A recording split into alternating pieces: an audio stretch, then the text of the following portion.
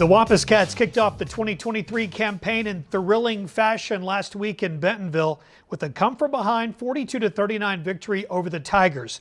Now tonight, Springdale is the opponent, and for the first time, we get to see the Buck James-led squad in the friendly confines of John McConnell Stadium. The guys who will bring you all the action join me now as we welcome in Levi Gilbert and Tim Roach to the pregame show. Guys, let's start with that win a week ago. Levi, you've had a week to process it. What are your thoughts on the win over Bentonville? It's just immensely impressive. I mean, it's such an incredibly hard place to play, a hard program to go up against, and to have a new head coach, all of these things mixed together for your first game. It's just near impossible to go up there and do that. And then the way things unfolded with all the adversity that they faced in the second half, some of it self-imposed, some of it not self-imposed, but the way they were able to come back in that final minute and take back the lead and then get a final stand from your defense, it was just highly impressive. I would agree with Levi. I think if you look at the flow of the game, it was a season in one game. You were able to take a big lead. You had to try to hold on to it. You faced adversity at the beginning of the second half. You had to overcome major penalties, some which were a little bit weird. But then you fought back and got the score to go ahead, but had to hold off an offense that all they had to do was go about 30 yards to be in field goal range. They did all of that in one game under a new head coach. And to Levi's point, when you do it,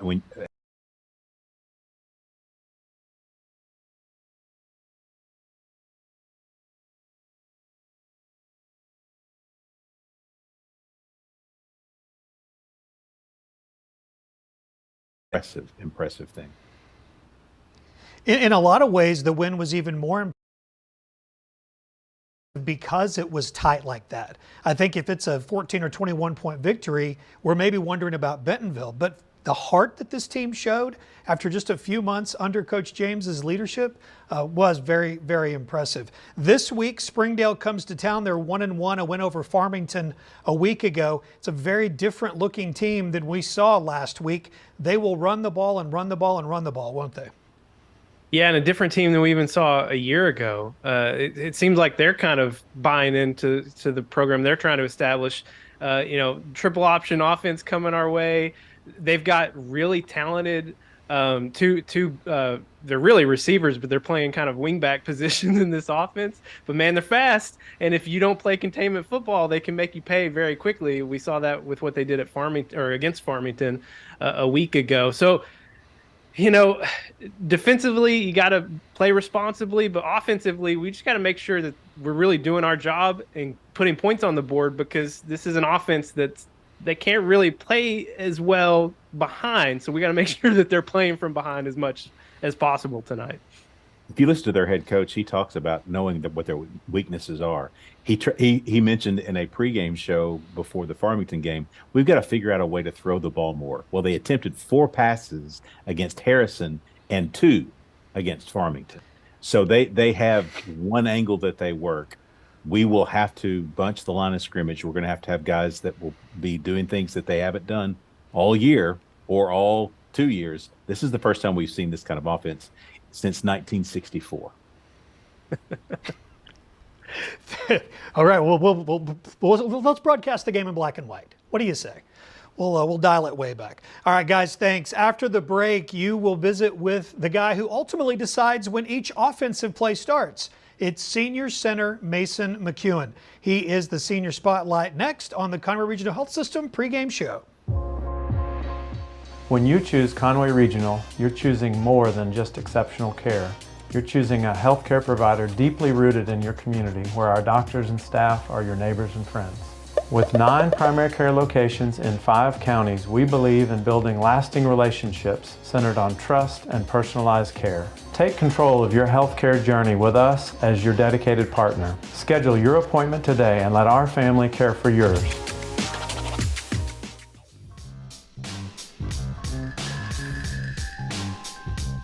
The Conway Regional Health System pregame show continues here on Conway Corp. And join us now for the senior spotlight, Mason McEwen, Wampus Cats starting center on the offensive line. Mason, welcome. Thank you. I appreciate y'all. Now, our first question always is how did you get started with football? We know you're, a Conway kid. Tell us all about the journey and how it led up to today. I just kind of, my family was always a big football family. Obviously, my brother played all the way up through high school and everything. But I started in like flag football, and then I went to the Optimist League, played for the Steelers, played with Donovan actually, which is funny. And then went to the middle school, Carl Stewart, and then junior high, played on Whiteside. Now I'm here up here at the high school. Mason, in the center position, it's normally a tough gig regardless, but in our offense, it's extra tough because of the speed and the pace that you have to play at. Can you tell us a little bit about what the challenges are for you as you are the leader of the offensive line, but having to work at that pace and get everything set and ready to go? Tell us about your challenges there. It's just, obviously it's really fast paced. You're always having to get on the ball, always having to makes the calls a lot faster, have to get around the same page a lot faster. But obviously I have a great offensive line around me, a bunch of big dudes, a bunch of massive dudes. But I think the hardest thing is just keeping the pace and making sure I'm the first one on the ball. I'm making sure everybody's set, all the calls are made, everyone's just on the same page, making sure we're working to the same spot. Because one person can mess it up, So I need to make sure everyone's on the same page and I'm messing up, so like that. So. Mason, I love your story because I remember early last year, Tim was mentioning your name, like someone to watch for. And so you've put in the work, you've waited for your time to be a starter. And in the first game, you and your offense really played well against one of the state's best teams. Tell us about that first game and what stood out to you. Oh, it was awesome. I thought we played pretty well. I think we got some new guys online, obviously, like Q's really our only returning starter, and Derek and Jay got a bunch of reps, but I thought they did a really good job. And I thought Isaiah Bowman really stepped up. He's a sophomore starting, which is almost unheard of. If y'all remember Tufu did that too, but that's nuts. And he played really well. So I was excited. I thought we were moving the ball pretty well. I thought we were just working as a team really well. So it was awesome. I love pulling off a win, and especially on the road, hard environment, but it was a blessing for sure. That's a tough environment. It's a completely tough environment. They don't get beat up there very often, as your coach would tell you. Yes, also, I don't know if you know this or not, but 48 pass attempts and only 1 sack. So excellent job against Bentonville. Question for you on game day. So you're now the starting center. You know where you're going to be come after the kickoff. You'll be up there. How do you mentally get prepared for the game during the day? What's your game day prep look like? Do you listen to somebody, or you step aside, put the headset on, or what do you do? I like to pray a lot. I like to kind of gets me kind of calm down, and then I like to listen to a lot of music. And I'm normally a really social guy, like really outgoing guy, but kind of on game days I'm more like to myself a little bit. I like to like really focus in. I like to watch a little bit of film still, just kind of get my brain right. And then right before game time, I'm music in, and I'm just really just chilling and taping my fingers, like what I like to do, I guess. It just kind of helps me get kind of in the zone, if that kind of makes sense. But he's senior center Mason McEwen. He's the man who gets everything started for this high tempo, explosive Wampus Cat offense. Mason, thanks for joining us and good luck tonight. Thank you so much. Thank you all.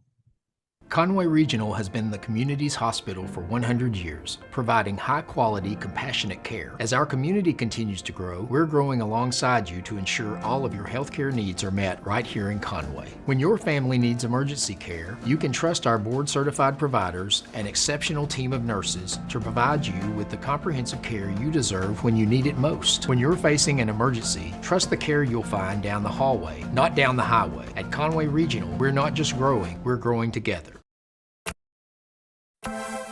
You don't wake up thinking about internet speed, electricity, reliability. Your mind isn't on advanced treatment facilities or customizable systems.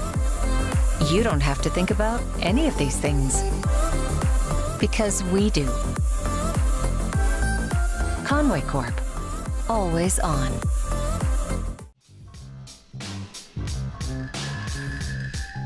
Welcome back. Time now for the Coach Buck James Show. Coach has been in John McConnell Stadium on a lot of Friday nights over the years, and unfortunately for Wampus Cat fans, he's had some success in this building. Well, now we're going to want him to have even more success because he's our guy. Let's join Coach now, along with the voices of the Wampus Cats, Levi Gilbert and Tim Roach.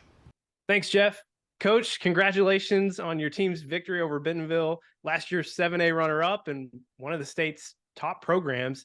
It was a game that featured a little bit of everything and really lived up to the expectations of number 2 versus number 3. You've had almost a week. What's stuck with you from last Friday night? Well, I'm proud of the way our kids competed. The thing I'm probably most excited about is that the way we started. We came out of the gates really well. And of course, most people only remember who wins the race. They don't remember how it started. But I was proud of them after the long hot bus ride and going into the game and small dressing room, and then came out firing on all cylinders. Really sort of set the tone for our football team. I've been saying all along, we're not young, we're inexperienced, but we are a young, inexperienced, and we got a new, system. And although some of the plays are the same, it's just everything's different. And for our kids to finish the way they did and fight to the end, I think says a lot about them. And, we can grow off of that. The things that we did wrong, are obvious to everybody, and we've got to fix some things. And we knew that going into it, but the way they competed, the way they finished, I can't be more proud of them. They found a way to win the game, and a lot of teams in that situation with that kind of crowd, that kind of atmosphere, finds a way not to win a ball game. And even though some of the calls didn't go our way, some of the things didn't go our way, our kids kept fighting, kept competing, and that's stuff that you can't coach. And I appreciate their effort for that. Coach, obviously it didn't take too long for you to make a positive impact on this team. And what I think was, as you remarked, a very gutsy performance all the way through. But it looks like you've also made a real positive impact on our community at large. If you take a look at behind you in the crowd, it was completely packed. That's a 3-hour drive to Bentonville. It's the first game of the year. There's a lot of things going on, but the crowd was into the ball game from the very get-go. Can you talk a little bit about how important it is to have that kind of community support for your program? Oh, I think it's awesome. I know the effort. Gas is $3.50 a gallon. Most people don't get off work till at least 3:30 or 4 o'clock. And, to make that trip up there for a high school football game, and, it's only so much the parents and the band members and cheerleaders' parents that can be there. There was people there that didn't have a dog in the fight. And, that's what I'm proud of. I'm proud that we showed up. That was one heck of a high school atmosphere. I've been coaching a long time, and there was 7,000 people there at least. And they were on their feet from the time it started till it was over with. And I think they appreciated the effort that both teams gave. And I think it's an opportunity for both teams to get a game for free, play at a high level, find out where we're at. Both of us can go back to work and do what we got to do to get better. And, probably the chances of us meeting again are going to be very good. And that's what we want. We want to be able to compete against the best. We want to play the best. And, we want the best crowd. And because that's a factor. I thought our band was outstanding. If they weren't playing, they were yelling. And it was an unbelievable atmosphere. And, that's what high school football is supposed to be about. You hit on this some earlier, and I want to just drill back into it a little bit more. You've talked a lot about building a mentality that has that edge to it, and in a game like last week where you had a lead, you lose it, but then you come back in the final minute, get it back and get that final stand from your defense. What does that tell you about your team's progress from a mentality perspective? Oh, I think we've gone light years, to be honest with you. By no means do I think we're where we need to be at, but we still have peaks and valleys, and that's sort of been the MO for us for a while. We're capable of playing with anybody, and the thing we've got to be able to do is do it for 4 quarters of the game. And the game's 48 minutes long, and if you play for 46, it's not going to be enough against a good team. And sometimes you got to play to the last play. Sometimes you can go out there and do what you're supposed to do in the first half, and it sets the tone for the rest of the game. But against quality football teams are well coached, well funded, community support, and have high expectations. Those guys are not going to quit till the whistle blows, the horn goes off. And I think our kids get that. I think they understand that, and that's the way we practice. Now we've got to do a better job Monday through Thursday. We did a good job on Friday, but we definitely got to have better Mondays and better Tuesdays and Wednesdays and Thursdays to make our football team go to the next level. And it happens in the weight room. It happens in the film room. It happens, when they eat, how they sleep, the nutrition and hydration part of it is huge. I was really pleased the way our kids were conditioned. We didn't lay on the field, like we were tired or cramping and stuff like that. We got out there and played football. We competed, and we can't ask more out of our kids. We just got to get better at what we're doing. Coach, it's time to move on to the Wampus Cats' next opponent, the Springdale Bulldogs. And this is a team that's coming off a hard-fought victory against Farmington, and one that is offensively completely polar opposite of your Cats. In the first two games, as an example, they've only attempted 6 passes. So what is your approach tonight to stop the Bulldogs' running game, which so far has been pretty spectacular? Well, it's hard to prepare for what they do in a week. Most of our kids have never seen this kind of offense, especially the triple option. And I bet you this, other than maybe in playing experience, none of them have ever coached. Our coaches have never coached against a team like this. And, when you play a goal line offense, you got to play a goal line defense. And, the thing about the wishbone is that, it is an old offense, but it's a very effective offense, and it makes you play assignment football. We're going to have guys that are going to have to be where they're supposed to be, do what they're supposed to do, make one-on-one tackles, make open field tackles to be able to stop this. And it takes great discipline. Used to, when I started coaching, the first thing you worked on was the option and what it took to stop the option, and you spend all your time on that. And the game has changed, but when it goes back to this, it goes back to little disciplines. It goes back to assignment football. It goes back to making plays in space, and you have to be good in all those areas to be able to stop it. Now, if you can go out there and score and make it a 6 to 8 possession game minimum, I would like it to be a 10 to 15, game possession game. But if we can get that thing above, around 10 possessions for each team, then that means we're doing something. And we've got to win. It's not the time of possessions, it's how many possessions we can get. Back in the day, it was time of possession that was where you control the game. Well, that's what they want. They want you to play a 4 to 6 possession game. They want to score on 3 or 4 of them and then have a chance to win the ball game at the end. And our kids got to understand the process and what it takes to play those guys. And we've got to get off the field. We've got to make tackles. We need to make them have turnovers. And then our offense has got to go out there and score points as fast and quickly as they can to get the ball back again. And so the offense has to be as good as our defense, and it has to be some of our defense in this game this week. And, it goes back to old school thoughts, old school mentality. But and the fact of it is that we've got to get them off the field, and we've got to score points. He's Wampus Cat head football coach Buck James. Coach, good luck tonight on your first home opener here in Conway. Hey, thanks, guys. I appreciate all you do.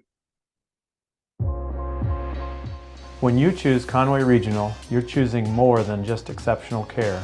You're choosing a healthcare provider deeply rooted in your community, where our doctors and staff are your neighbors and friends. With 9 primary care locations in 5 counties, we believe in building lasting relationships centered on trust and personalized care. Take control of your healthcare journey with us as your dedicated partner. Schedule your appointment today and let our family care for yours.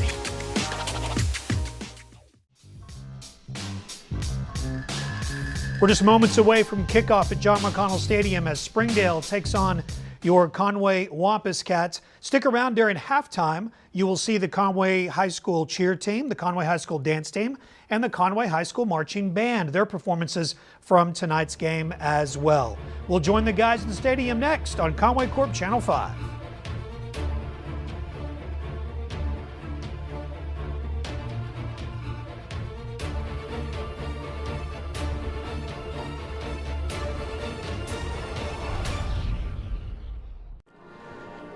Good evening and welcome back home to John McConnell Stadium. I'm Levi Gilbert alongside color analyst Tim Roach, and tonight, your number 2 ranked Conway Wampus Cats kick off their home opener playing host to the Springdale Bulldogs. And Tim, I know how you're still feeling coming off of last week, but I imagine these Cats are still riding high from the win over the number 3 ranked Bentonville Tigers a week ago up in Northwest Arkansas. This game, the Bentonville game, was a game about that's the way you want to start, that's the way you want to finish. There were some moments in the middle there that were a little bit shaky, but they have to feel great about going up to a unique place to play. Again, they don't lose ball games up there, and this team took care of business early, and they took care of it late and came out with a victory. I know they're riding high. You heard Coach Buck James talk about it in the pregame show, but that kind of win, having a lead, losing it, coming back in the final minute, and then getting one last stand from your defense, a 4-and-out, by the way. Just want to throw that in there. That type of win against who it was against and played where it was played, it really speaks to the type of mental toughness that this team is already developing here early in the season. Yeah, there were moments where you could tell that the edge was there that he's trying to build for. There are times when we lost that edge. Again, I don't know that I've ever seen the start of a second half go completely different from what it was at the start of the first half. So they lost that final edge there for a moment, but they gathered it back. This team has a chance to be really good because they're going to get to where he wants them to be, and that's that tough, fine edge. So Buck James gets his first win as a Wampus Cat, which was only his 211th win overall. No big deal. But now he gets the chance to get win number 2 as a Wampus Cat tonight, but this time in front of a home audience. If the crowd we saw in Bentonville last week was any indication, I can't wait to see what it looks like tonight here in John McConnell Stadium. Yeah, it's starting to build in, and it's side-to-side. Stats and I were talking about it. It's side-to-side already. Springdale, it's a tough drive from Springdale. Historically, they've had the last few years it's been tough, and so you see there on the screen it's a little bit light there. But our crowd is here. They're excited to see the Buck James era at home begin tonight. I'm excited too. All right, let's shift our attention to the task at hand tonight, the Springdale Bulldogs. In many ways, this is not the team we saw a year ago. From the roster changes to the offensive scheme, this is essentially a whole new team. So if you're sitting at home thinking, well, gosh, we mercy ruled these guys a year ago, should be an easy night. Not so fast. That takes us to Tim's 3 things. Now, this is a totally different team, and so you will see tonight the two ends of the spectrum of football. One is fast-paced, up-tempo, everything all out, barely have a chance to breathe kind of offense. You're trying to score and get as many possessions as you can get. This team, Springdale, is the 1962 version of football. It is option football. They've only thrown the ball 6 times in the last 2 games. They're going to run the ball. They're going to want to hold on to it. They're going to want to keep that ball away from us. They've only thrown the ball 6 times. 6 times, yeah. Only got their first completion in game number 2 last week. Yeah, they completed both of them, and they're both big plays because no one expects it to come. So, you know, they're going to have to sprinkle in some more passing. We kind of expect to see that. But this tonight is about responsibility football. It's old school football. We have to stay with our keys, stay with our guys, or they're gonna pop us a few times. And I expect them to anyway, just because of the way the offense rolls. Secondly, I would say we need to be able to work vertically. We did that really well last week. We hit the long ball a couple of times. We need to work vertically to allow us to open up. They play a lot of zone in the back end. We want to see that middle of the field open up. And I think, again, Chris O'Neill had a huge night the first game. He could have another big night because I think the middle of the field is going to finally open up. The last thing I would say is that we need to maintain focus. Now, this is a team that's going to try to keep the ball away from us. We're going to be sitting on the sidelines, antsy for the ball, and it's real easy to jump back into the scheme of things and go too fast, work too hard. Stay focused, maintain your edge, and then score every time you got the ball because it's going to be limited. Look at your captains tonight, all seniors. Chris O'Neill, wide receiver, senior defensive back Carter Stapleton, and the other 2 defensive players as well, Braxton Nixon Snell and Marquise Kesey Stuckett. Kesey. He had a good game. Listen, you know, again, we talked about O'Neill and how impactful he was. There were so many things he did well. I won't talk about the block in the back, which wasn't. But he did. But that's an example, though, of the kind of player he is this year. He was busting his rear end all game long, and whether it was blocking, catching the ball, running routes, doing it all. He had a monster game, and I think maybe his biggest play was at the very end, because that pass from Donnie, it could have gone either way to him or Jackson Anderson, but the presence of mind he had to step back and realize Jackson had the better angle on it, That could have been both of them going for it, and nobody gets it. Well, So smart play from him. You're right. You actually see him pull his hands back at the last second because they were at the same spot. Probably not the way that was drawn up, I'm guessing. But he knew what not to do. And so, yeah, listen, smart player. And I will tell you and we've talked to the coaches about it, last year to this year, physically he looks different. He's just a different. He walks out on the field and you're like, okay, who is that guy? We got to do something about him. Even looks a little taller, I'd say. Yeah, he grew over the summer, which a lot of that's going to be some of the work that we do in our off season now. Springdale will receive the opening kickoff. And they will take as much time as they possibly can with it. I'll just give you that forewarning. So if you're familiar with the Harding Bisons and the offense they run, that's the offense you're about to see from these Springdale Bulldogs. So I believe as their coordinator new this year, it is the running backs coach from Harding. It's Harding. Bryce Bray. Yeah, and I think actually I was talking to someone today, I believe that Jonesboro also has an influence from Harding as well, and so this is going to be a good setup for what we may see against Jonesboro late in the season. Well, you got a few coaches on our coaching staff from Harding as well, but we're not running this offense. No. Well, they didn't get the memo at Harding. Exactly. Love the shots tonight. At home, we'll have this goal line camera, give you some different angles, and here come your Conway Wampus Cats, ranked number 2 in the state. They held on to that ranking after beating the number 3 team in the state last week up at Bentonville. Man, what a absolutely whale of a ball game. Man, it really was. It had everything in a season wrapped up into one ball game. And at the place you did it at Bentonville, you won't find a tougher place to do that at. It's your first chance to see Buck James and the 2023 Wampus Cats here at home. And we're going to have it all for you live. Back with the starting lineups after this break on Conway Corp. Transform your internet experience with Conway Corp Managed Wi-Fi, powered by Plume. Full strength, uninterrupted Wi-Fi everywhere in your home. Multiple devices, maximum streaming and uploading. Installed by our experts for peak performance. Buffering, over. Dead spots, gone. Easy controls manage your smart devices. And advanced security keeps it all safe. It's the smarter way to Wi-Fi. Conway Corp Managed Wi-Fi. Upgrade now.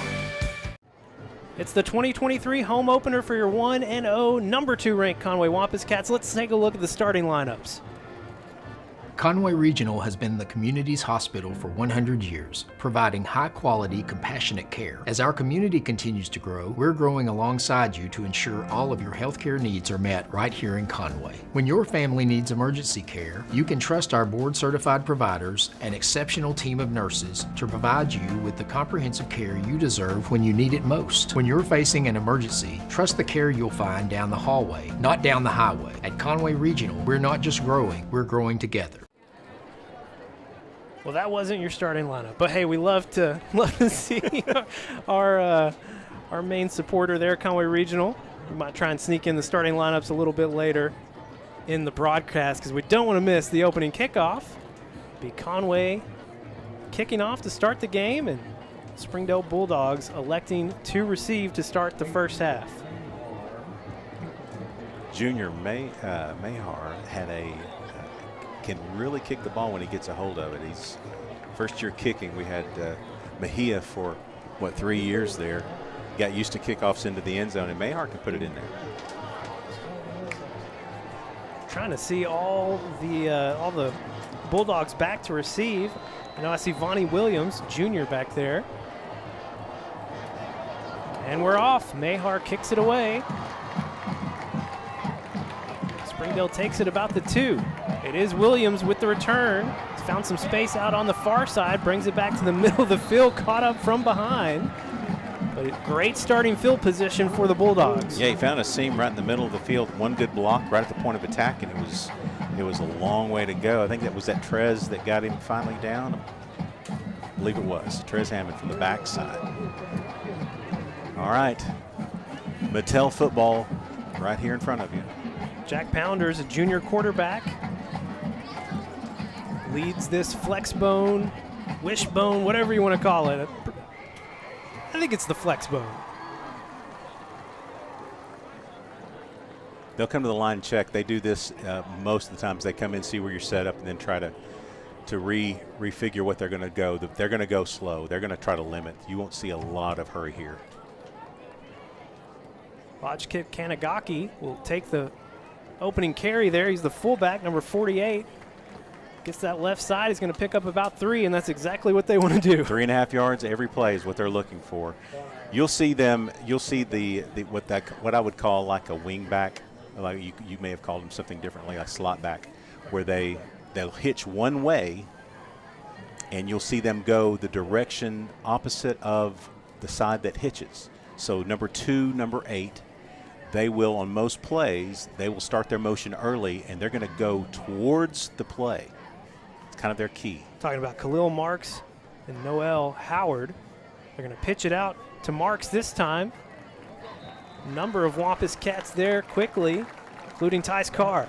Yeah, that's the play right there. So they want to establish the fullback. Everything happens off their offense happens with the fullback. That will then open up. You start concentrating on the inside move and the quarterback move. And by the way, Pounders will run the ball out of this. I mean, it's a triple option. It's going to happen that way. They're going to focus on trying to pound the ball inside and then pop you on the outside. And that's what they tried to do right there. 3rd and 4 for the Bulldogs. They give it to Kanagaki. John Paul Saxon was first to make contact. Going to be a gain of about 2. Going to bring up 4th and 2 for the Bulldogs, and an interesting decision for them here. Yeah, I don't think they'll. I wouldn't think that they would punt here. It's too short. I mean, they expect to get 3 yards of play. They brought in Juan Marin, tight end, bringing in a little extra heavy. You got to get one guy off here. And Hayden Brown on the other side, so they're going with the heavier set here on 4th and 2. Watkins comes in and R.J. Chapman comes out.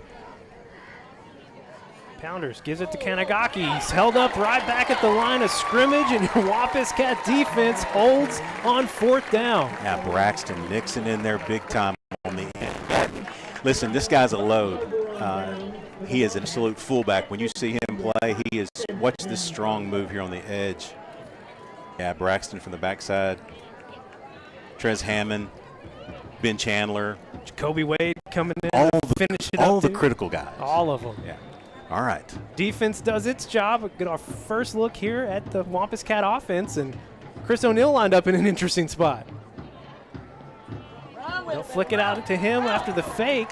Chris O'Neill in space. It's going to get close to that first down marker. He'll be just a yard short. I mean, this guy's a perfect slot receiver in that he's so strong. His after the catch yards really high this year. He is really, really good after the catch. They'll go trips to the left. They fake it to Caden. Another quick pass out to Chris O'Neill. Breaks one tackle. They will not catch up to him. Chris O'Neill, 41 yards, makes one move and gets the score. He sat down in the zone. It was a perfect throw right on time, but he sat down in the zone. They did not have a chance to come get him either way. Made one turn, and then the Chris O'Neill speed to the end zone. Perfectly designed play, perfectly called, perfectly executed. 41 yards, right? Okay. We have stats back in the booth at the home game, so we get a little extra discussion going on. Extra point is up and good. That's 7 for 7 now for Major Mahar. And the Wampus Cats moving quickly, 7-0, 9:42 to play here in the first quarter. Back after this break on Conway Corp. Hi, I'm Jeff Matthews. You've probably seen commercials like this one for Conway Corp TV, our streaming video service. And maybe you thought you would get around to calling and making the switch. Well, I'm here to remind you to make the call. Now is the time. Stream your favorite channels of live TV at home or on the go on the Conway Corp TV app. You'll love innovative features like Restart TV, Replay TV, and the Cloud DVR. Call us at 501-450-6000 and make the switch to Conway Corp TV today. Well, it's been the Chris O'Neill show so far here early. As 2 passes on that drive for your Wampus Cats, both of them go to Chris O'Neill. Was what, about 50 yards? Yeah. Total of 50. 50 yards for Chris O'Neill. I wanted to mention, didn't get a chance to do this earlier, but Donnie on track to meet a few different milestones tonight, including the biggest one is he was 132 yards away, so now he's what, 82 yards away from getting 6,000 career passing yards. Is that a kick from Mahar goes out of bounds? Will be another good starting field position here for Springdale. Yeah, it's, watch this, timed exactly right. Too quick for the safety. The linebackers and cornerbacks had no chance at that point. He's so fast to the spot. It's a lot of green there. Great throw, great catch. Springdale went 4 and out on its first possession.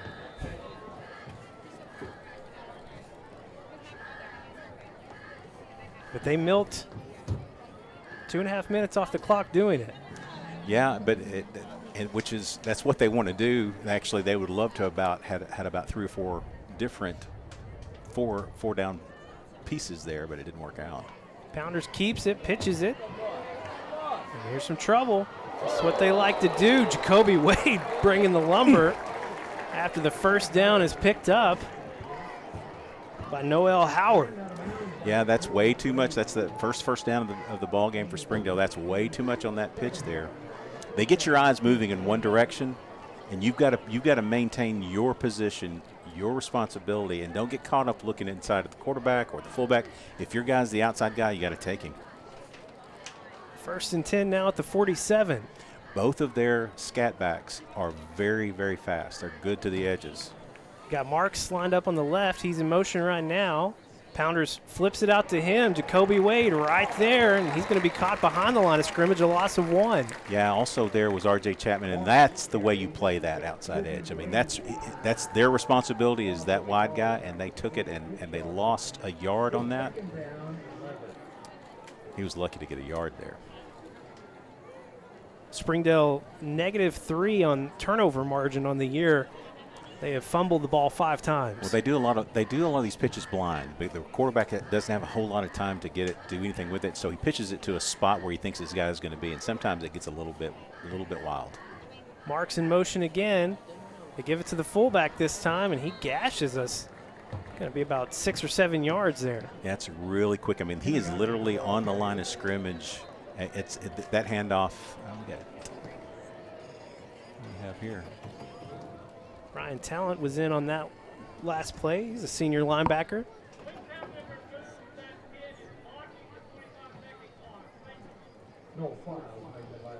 Yeah, Said something about the play clock. The play clock may not be working. Oh, the kid was in front. Oh, the tent is. They're having to lower the tent. Oh.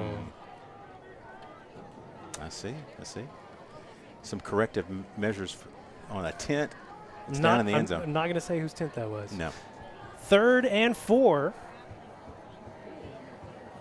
Fake it. Pitch it out. Defense right there. Responsibility football. Noah Files and Trez Hammond. So every connecting point on that offensive play right there was absolutely nailed. Watch this. We take care of the fullback, the quarterback. Kesey had the full. The outside edge. It was absolutely, that's exactly how you run that. That is well done right there defensively. Great job. And it takes them back too far to make an attempt. It's a 3.5 yards. That'll bring on A.J. Woods, Springdale's kicker, and also their punter. Jacoby Wade back to receive. For your Wampus Cats. Jacoby takes it at the 19, jukes one defender out of the way, breaks out of another tackle.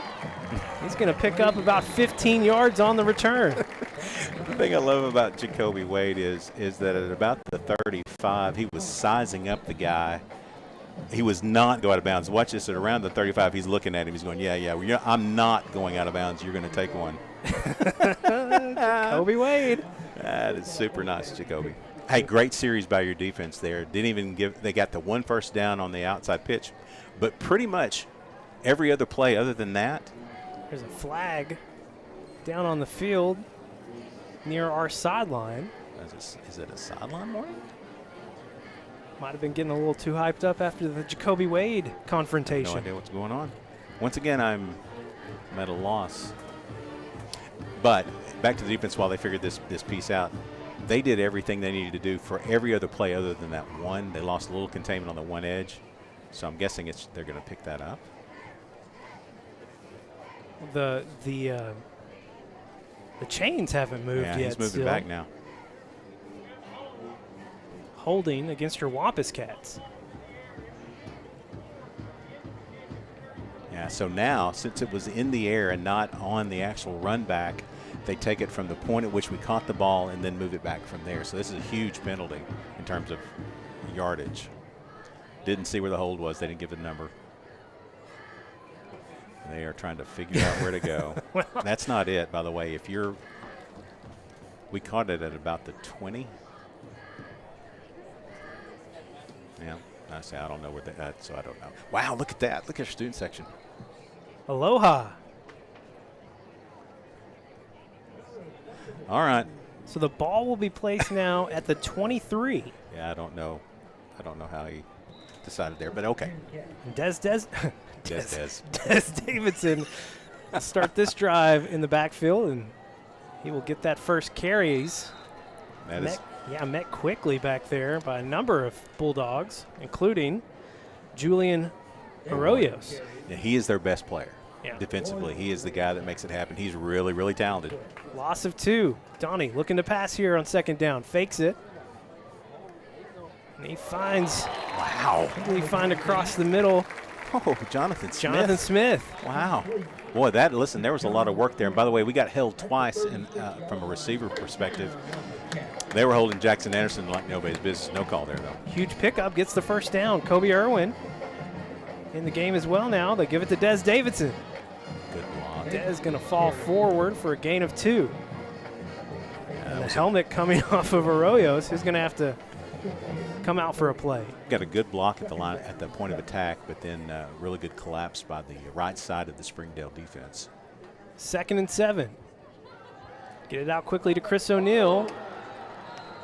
And just a sure tackle out there by Day Fan. Yeah, just a yard or so gain. He played through the block and took care of that. That's the best tackle from a defensive back perspective so far tonight. 3rd and 5. They give it to Dez. Dez getting hit immediately. He's lucky to get back to the line of scrimmage. Yeah. We actually had them in kind of a switch. They were not set. They had linebackers rolling out, trying to get to a spot, and it didn't happen. This would be interesting. Ball at the 41. The offense still on the field. We got about 20 seconds on the play clock. 4th and 5. Trips to the right. They'll go empty. And here we go. Looks like they got Springdale. No, we jumped. Okay. Yeah. Yeah. Well, that decides that. Yeah, 4th and 10 is different than 4th and 5 from the 41. Good defensive stand there that time by Springdale. That's a great response to 2 plays and 50 yards the first time through. Punt team coming on. Major Mahar kicks for your Wampus Cats and handles the punting as well. Bounce near the 35, takes a nice Conway bounce inside the 20. Well, right at the 20 is where it'll settle. That's a good punt. Good tight spiral. Nicely done, Major. All right, well, offensively, we kind of slowed ourselves down there. You started the drive with a penalty. You had pretty good field position, and we started the drive with a penalty because of the hold on the kick. Going forward on 4th and 5 and get a illegal procedure and backs you up and then stops you. So turning it back over to the defense. That's what they want to do, by the way. They'd like to see those kinds of stops really quickly so they can get the ball back and hold on to the clock. It is 7-0 Wampus Cats, 5:30 to play here in the first quarter.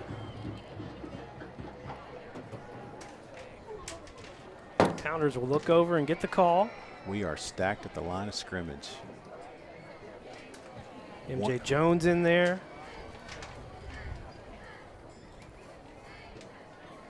Pitch it out to Marks. He's hit. How did he hold on to that? I don't know. Oh, my gosh. How did he hold on to that? Man, oh, what man. This? I mean, Ben Chandler. I don't think you want Ben out there ISO'd on you, but I have no idea how he kept the football here. Just a beautiful form tackle tackle from a guy who knows how to do it. Well, and again, our guys are hitting all the. I mean, this is that play is how you do that. Responsibility football. It's finest. Somebody taking the quarterback. Everybody got a back. Loss of 2 makes it 2nd and 12. Ball at the 18. Oh, they motion. Here comes the flag. Sorry, that's me. Springdale averaging 6 penalties a game. They had, and I think they had 11 in the game against Farmington. And most of them are that. Now, granted, a lot of them are the backs getting out of kilter, and so they have a lot of times they'll have 2 guys in motion at the same time. This is a case where the right tackle, went too quickly as well.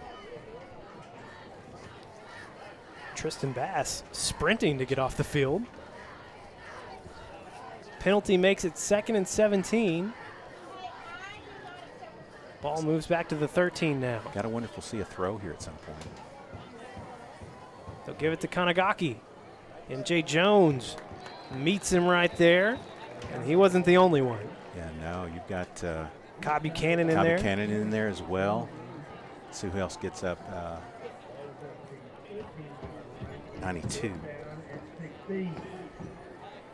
Keyshawn Ekman. Yeah, senior. Keyshawn in there. Nice. All right.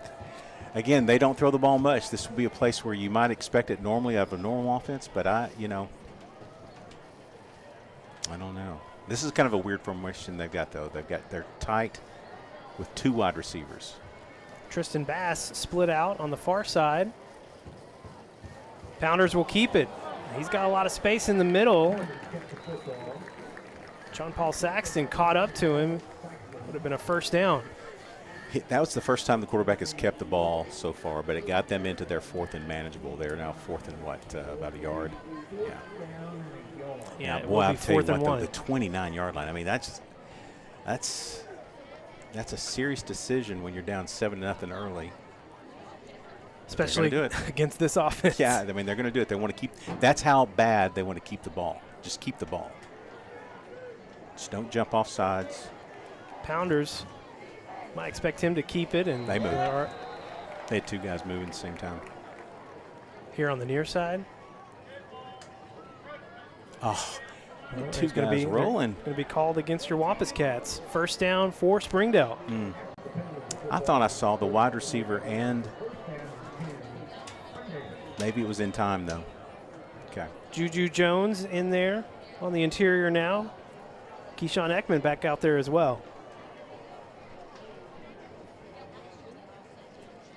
Kesey Stuckett and Griffin Sherrod on the ends. Already almost 2.5 minutes to go in the first quarter.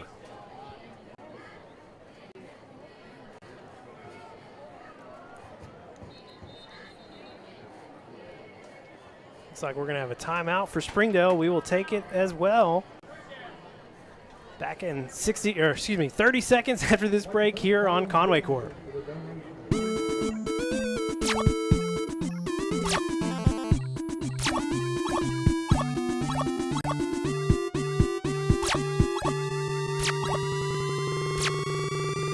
Gamer Gab.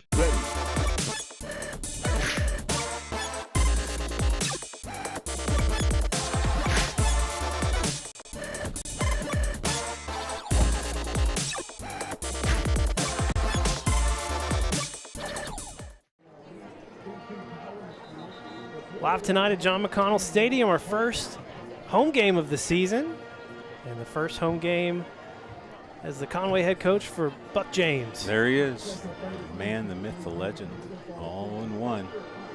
He's got his Cats playing well. 1-0 after Bentonville and ahead here on Springdale. I'm sure he's not happy with that last penalty. No, he's not. No. 1st and 10 for Springdale. Pounders keeps it, runs the ball.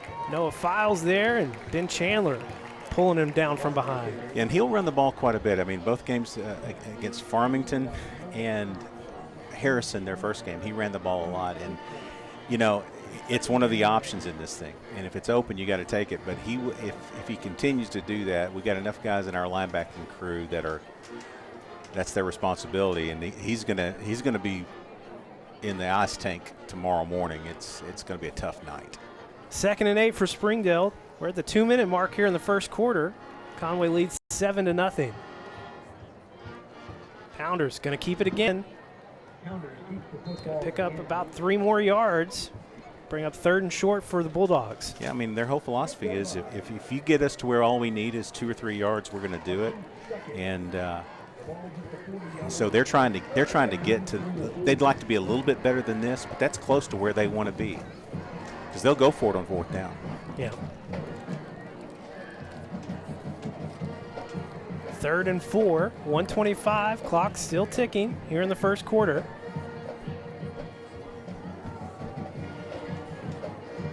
Marks in motion. Pounders gives it to the fullback. Ball comes out. They didn't call it dead. Now they're blowing the whistle. Guess they're going to say forward motion had been and it had. stopped. I was waiting for that. Kesey's helmet came off. He's coming out. Austin Watkins in. Did that happen before or after the forward motion had stopped? See, and I thought he'd not gotten that far, but it's 4th I and 1. didn't think he got that far either. But they listen.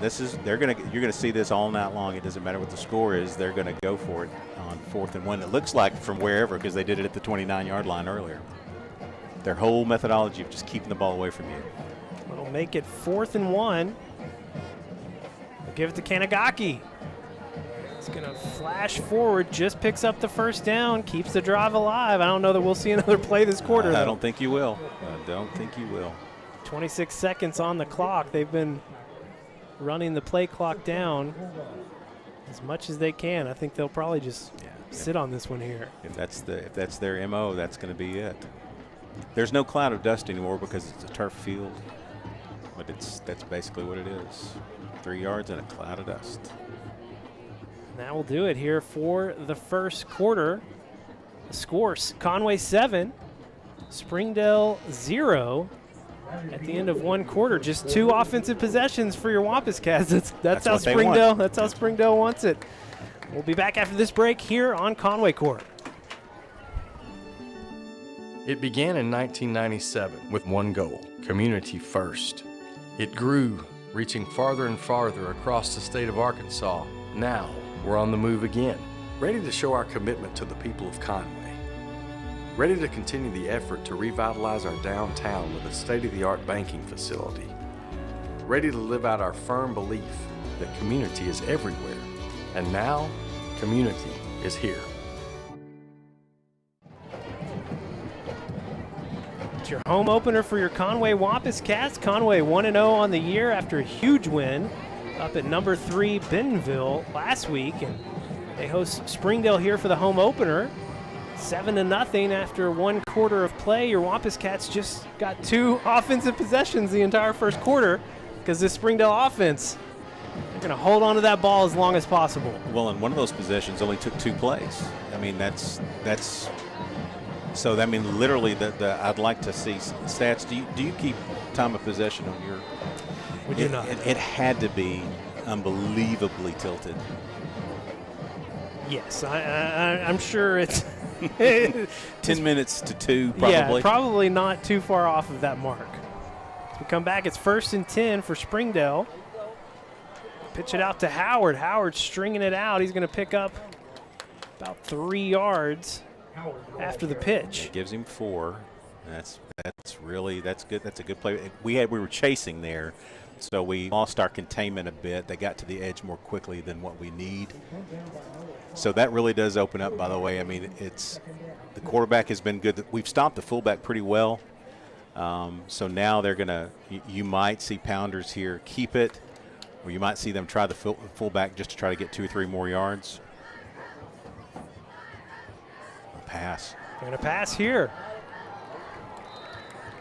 Was looking for Howard, but overthrew him. Yeah, pretty nice coverage there by Jacoby, but when you don't do it very often, that's the downside, right? You don't. They're looking for a surprise pop there, but if you don't do it enough, it's hard to connect on that. So now you're back. Now you're behind the sticks for them. They need about 3 yards here. They're going to go for it regardless, but they need about 3 here to make it more comfortable for their offense.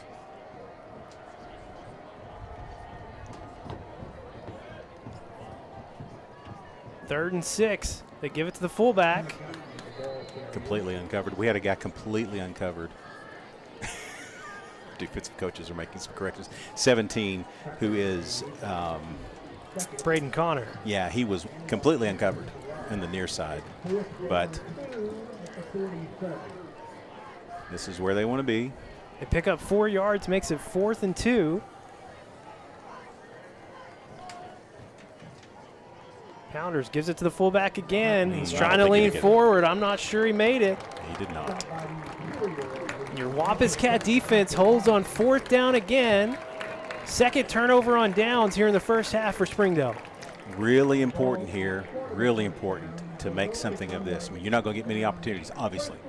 So you don't have to take too long. That's not the thing. And I think Buck said that in his comments. You know, I don't care how long we take. Let's just get a number of possessions. And so score how you want to, but just make sure you score. Start this drive with a run. They give it to Caden Henderson. Caden going to fall forward for a gain of 2.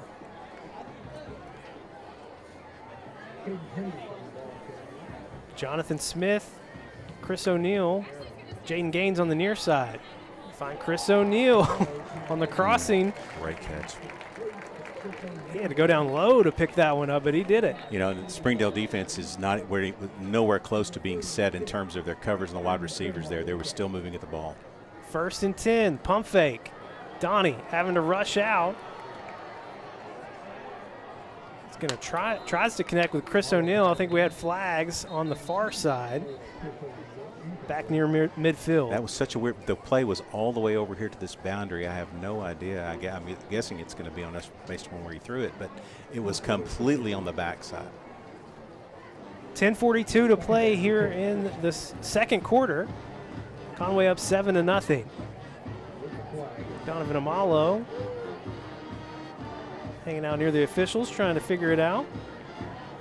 Will be holding against your Wampus Cats. That is such an odd play. I mean, it's completely on the other side of the field from the play, and it was as we were at the boundary, regardless. So that's a penalty that we're going to have to overcome again. Makes it 1st and 20.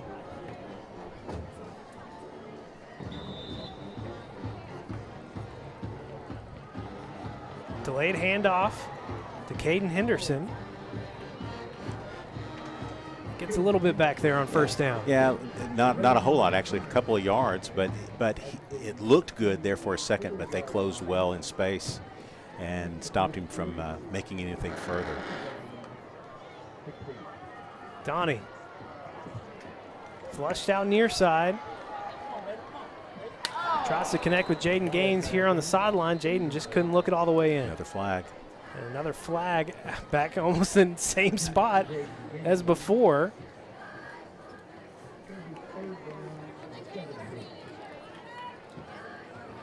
Jackson Anderson was trying to get his attention. I think he was open or something like that. Jackson's going to come off and holding again against your Wampus Cats. Springdale declined it. They did.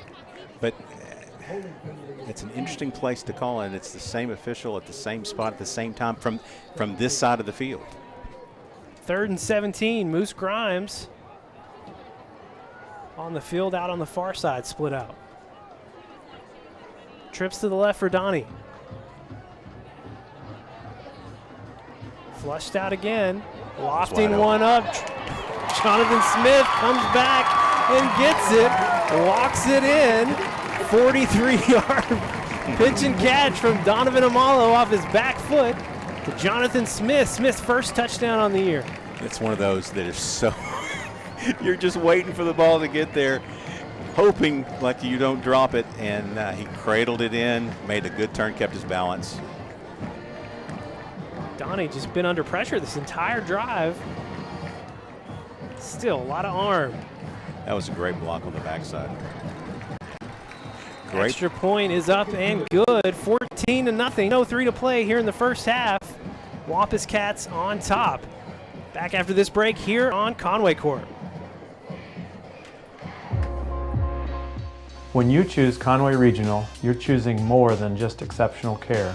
You're choosing a healthcare provider deeply rooted in your community where our doctors and staff are your neighbors and friends. With 9 primary care locations in 5 counties, we believe in building lasting relationships centered on trust and personalized care. Take control of your healthcare journey with us as your dedicated partner. Schedule your appointment today and let our family care for yours.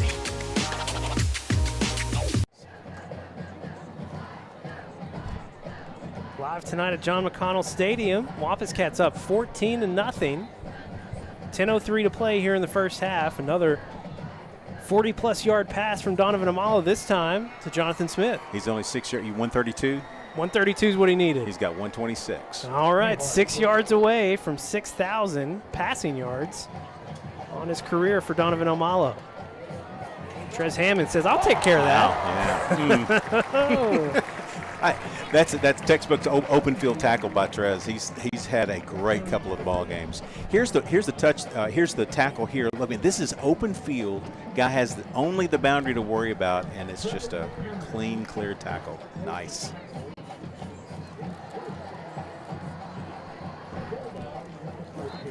This is their worst starting field position of the night.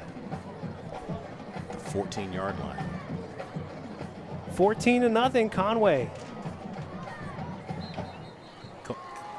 Stapleton's out there at safety. Yeah. Carter Stapleton, he was one of the senior captains tonight. Timeout Conway. Conway wants a timeout. Well, it was a situation in the last drive where they never really, and they have not yet, they've not threatened the end zone. What they've done, though, is done 2 things that they want to do, 2 to 3 things. They want to score when they have it, right? But the other 2 things they've done real well, which is keep the ball away from us. And they have made our offense, limited our possessions. So we've had 3 possessions now. Yes. Scored with 2. That's a great percentage, 66%. I think Buck was trying to use some analytics as we were talking to him about the number of possessions he'd like to see versus the number of touchdowns he'd like to see on those possessions. So right now things are looking okay. We just need the ball a little bit more. It's frustrating if you're Springdale because you're kind of doing what you want to do on offense and you know, keeping the ball away from Conway as much as possible, but defense hasn't been able to help you out so far. Yeah, they had one good series. But the other 2 they had a couple of busts. Start this drive at the 14.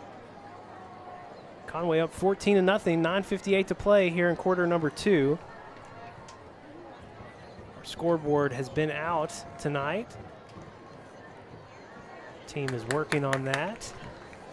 Ryan Talent in on the tackle for your Wampus Cats. Yeah, it's just a big dude pushing the pile there. We actually had hit him pretty good right at the line of scrimmage, and he just continued to churn forward. I mean, 48 is just a beast. So again, good contact, but he gets 5 out of that. Justice Hill's in the game, playing a defensive end. He's one of your favorites to watch. Yeah, man. Late in games last year. Yeah, he got in the end times of games. He played hard. He's playing the end now. 2nd and 5. Give it to the fullback. That's the way you do that. Orellana in at fullback now for the Bulldogs. No gain on 2nd down. All right, brings up 3rd and 5. That's great gang tackling there. Now, don't get caught up with just the fullback. Now, they're in a weird spot here. Surely to goodness, they're not thinking 4 downs here, but they may be. I'm not going to pretend to know anything. On the 29-yard line, that's tough enough, but boy, this would be a tough spot. Now, I would think, again, not trying to read their offense, but this looks like a good spot for the quarterback or one of the. Now they've got set up in an eye. Yeah, that's interesting. Pounders keeps it. Chase down from behind, right near the 1st down marker. That's a terrible spot, by the way, if they give them that. No. What? The chain gang is no moving. No way that was a 1st down. Oh.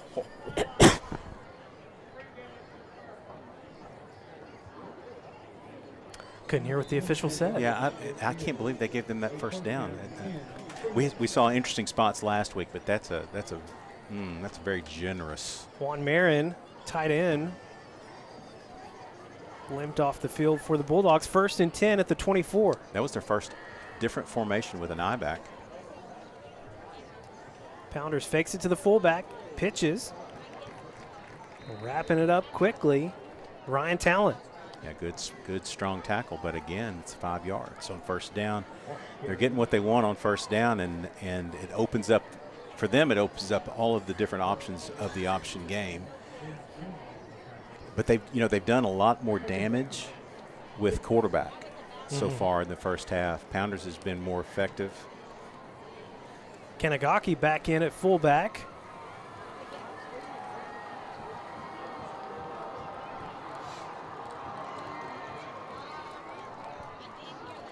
Second and 5, Pounders. Going to pitch it to Howard. Nowhere to go. Going to be a loss of about 3 or 4 on second down. Ben Chandler. Well, I mean, he is just, maybe he just loves this kind of football like this, where he gets out in space and he's just cleaning up stuff. Great tackle and good cleanup there by Trez. Those are 2 guys that are solid tacklers, man. It's a 4. It's going to take it all the way back to the 25. Makes it 3rd and 9. 6:54 to play here in the second quarter. Wampus Cats up 14-0. We've got a couple of guys in our setup now. We are back a little bit deeper than we are normally. We're almost in a basic set here. Pounders flips it to Marks. Marks, a lot of space out here. He's got the first down. There's a flag back near the 20. Yeah, it's going to be a hold and bring that back. Grabbed it. There was a grab in the middle of the defense, and I couldn't tell exactly who it was on, but pretty easy call there. The "you can't do that" chants coming in. Yes, the student section is all in. They were great at the volleyball game the other night. Beat Cabot. How much do you think I like calling that game? Oh, well. Yes. Knowing what I know about you, yes, I'm going to say that you rather enjoyed it. I did. It was nice.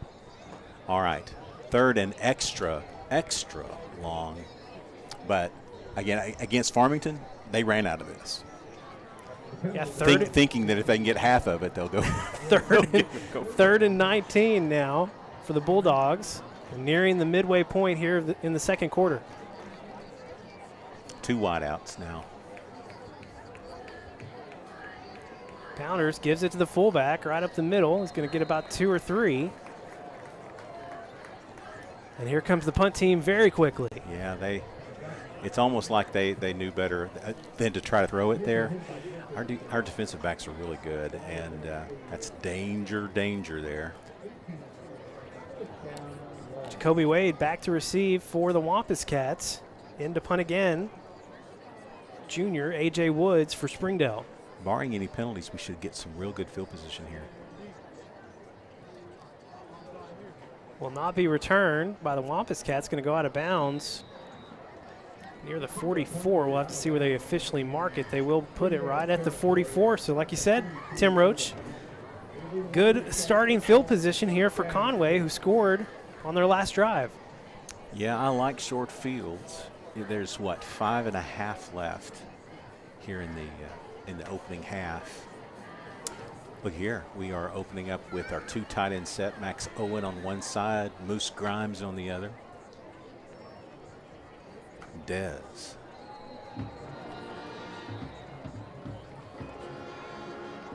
Well, so we've seen this call before. It happens a lot on our offense. We haven't seen it as much this year, but that's our wide out with the clap, going with the clap rather than the actual snap of the ball.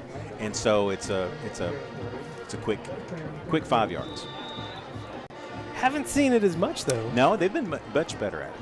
You gotta hesitate just a second. 1st and 15. They'll give it to Dez. Dez lowers that right shoulder. It's going to pick up about 4 yards. That's a tough 4 yards right there.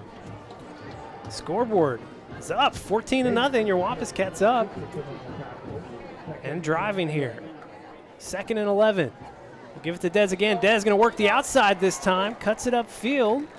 Be taken down right around the 37. Well, he is so quick to that next level, man. He got the ball and was just gone to the second level. 3rd and 3. Give it to him again. He's going to do the same thing. Barreling through, leans forward, and he's going to have enough for the first down. Yes, that's 3 Des plays in a row, and it earns him a first down. He'll take a little breather. Caden Henderson back in the backfield. Trips to the right for Donnie. He'll give it to Caden. Caden jukes to his left. He's going to pick up a couple yards. You know, this offense for the last three years now, with the hesitation in the backfield, it just amazes me that we're able to slip through those gaps. 2nd and 7. Caden couldn't get away that time. He managed to get to the line of scrimmage, which didn't look like it was possible. So good squeeze there at the last to get a yard. 4 down territory. Be 3rd and 7 here. Offsides. They get Springdale to jump. That time they got Arroyos here on the near side, defensive end. We get to talk about this every year. This is my first time to really get to say that this year, but our tempo drives a lot of that. Yeah. Guys are so antsy that we're going so fast. They think as soon as the first sound happens or the first clap goes, they're going because it's our MO, and they step across. So in critical positions or critical possessions, you'll see Donnie do that. Makes it 3rd and 2 now. Give it to Caden. Caden trying to work that right side, slices in. I think he's going to be about a yard shy. He is. Good tackle by the interior part of the Springdale defense, as well as Braden Connor coming in from the edge. Got an extra lineman coming in for this big set. Heavy set. That is Jacalen Croft, number 61. 4th and 1. They give it to Dez. Dez pumping those legs. I don't know. It's going to be real close. I think he got it. It's going to be real close, but I think he got it. Well, they're calling it a first down. No need to measure. And I will tell you, I was hoping, I was holding my breath there because you can't aid the runner this year. And Donnie came in and gave a shove. Donnie came in and sure tried to do that. Oh, look at this. They flip it to Chris O'Neill. Chris spun out of one tackle, couldn't get out of the other. No gain on first down. Got a Springdale player down. That is 14, Landon Hahn. We had someone on the field for us. I think it was number 44. On that play right there? Yeah, is that Bobby Batson? Sophomore. Pretty sure I saw 44. Okay. Looked kind of like a fullback type body. So this is one of the things that I'm watching some of the maturity of Chris O'Neill this year. He's out getting some feedback from the official in terms of something that he's either doing close to being wrong or what he should do next. I mean, I love the fact that you're engaging with the official just to get their opinion of what's going on. Good, smart play. It'll be 2nd and 10 as we come back after that little injury break. 2 receivers to each side. Donnie looking to pass. Over the middle, he's got Jackson Anderson, 23 yards. Perfectly placed ball from Donnie. Finds Jackson. His 2nd touchdown of the year. Man, I've been waiting on this play, this deep crossing route from Jackson Anderson. The last speed from about the 7-yard line on. That's when he got the separation. It's exactly when Donnie let it go. The offensive line gave him plenty of time to sit there and let that play develop. Excellent job all the way across for your offense. Major Mahar in for the extra point. Good snap from Austin Watkins. Good hold from Max Owen. Another good kick from Major Mahar. 21-0. Cats on top. 3:02 to play here in the first half. Back after this break here on Conway Corp. When you choose Conway Regional, you're choosing more than exceptional care. You're choosing a healthcare provider that's deeply rooted in your community, where our doctors and staff are your neighbors and friends. With 9 primary care locations in 5 counties, we believe in building lasting relationships centered on trust and personalized care. Take control of your healthcare journey with us as your dedicated partner. Schedule your appointment today and let our family take care of yours.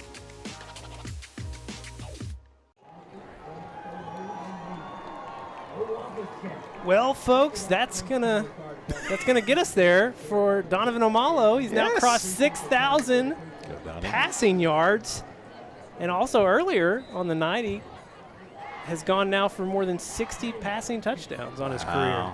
See, I thought you were giving up on the half, going, well, that's going to be the end of the first half because we're not going to see the ball again. Well, that might be true. I don't. Yeah, you know. But congratulations to Donnie. That's excellent. Congrats to Jackson Anderson, his second touchdown on the season. His first touchdown last week was a huge one. Wow, yeah. Good pursuit from this kickoff team. R.J. Chapman, John Paul Saxton. Is that Kobe Irwin? No. That's 42. 42. Skylar London, sophomore. So here's the deal. He never gave up on the play, by the way, but he pursued him into that spot. And then, I mean, against this kickoff team, you can't double back. Here's the passing play. I mean, the last 6-7 yards, dude, there's so much separation there by Jackson Anderson. Just a great play.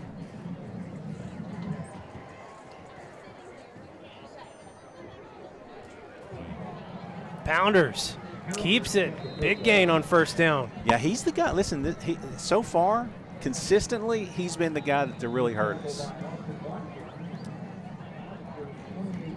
Donnie, 8 of 9 tonight for 149 and 3 touchdowns. All right, so quarterback got that one. You expect us to kind of adjust here and make sure that happens. Now you're looking for fullback or jet.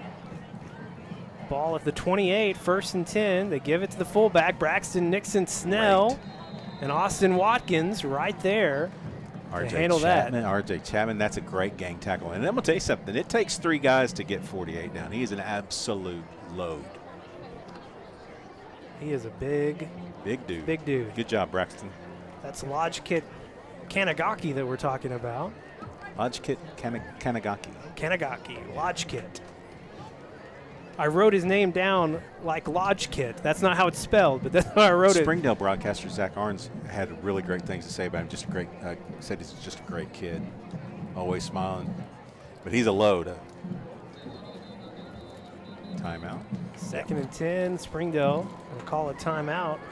I'm going to go ahead and hold it here. We were talking earlier about the new offensive coordinator for Springdale, Bryce Bray, a Harding guy, bringing in the Harding offense. But another thing we learned from Zach Arns, who does play-by-play for Springdale, is that they actually brought in the Harding coaches and had them up for like a week to install this offense at Springdale. So if you're gonna run the Harding offense, that's the way to do it. Bring the Harding coaches in and teach it to everyone. We spared no expense. I don't know if that's a Keith Fimple move or not, but no, that's in IT terms. You had the crew come in and do your install. That you bet that's why you want to do it. And so, yeah, and you can tell. Listen, from the first game, they got beat by Harrison, barely. Then they beat Farmington, which is a good team. Now they were without their All-State quarterback, but they beat them at their place, and they're playing really well here. I mean, they've kind of got this. The old Springdale looks to be gone. Well, it's a wholly different roster, completely different offensive scheme. It's a different team. Oh, finally we see kind of a counter here, but nowhere to go, nowhere to counter away from Ben Chandler. Ben Chandler has the counter all taken care of. If anybody has any worries defensively, just look to Ben Chandler. You watched all of their snaps from the previous 2 games. Not a counter was run. 100% did it not counter. It was always to the side. Did Conway call a timeout?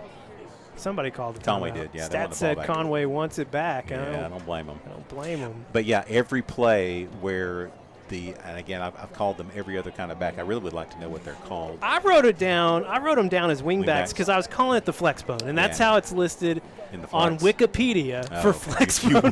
You Googled it? Okay. Yeah, back in the old day. Yeah. So this is a wingback that's just set off of the backside of each tackle. What they do is on a normal basis now, I can't say 100% anymore, but they will hitch to one side. Right at the start of the play, the direction, and they will run to the side that they are turning. And so there is an indication and a key for the most part that they're going to go to that direction. Now, you don't know whether they're going to give it to the fullback, the quarterback's going to keep it, or they're going to give it to a jet. In this case, this is the first time where they did turn that way, and they went back with a counter. 3rd and 10, 1:41 to play here in the first half. Wampus Cats and Springdale both with 1 timeout remaining. Pounders going to keep it.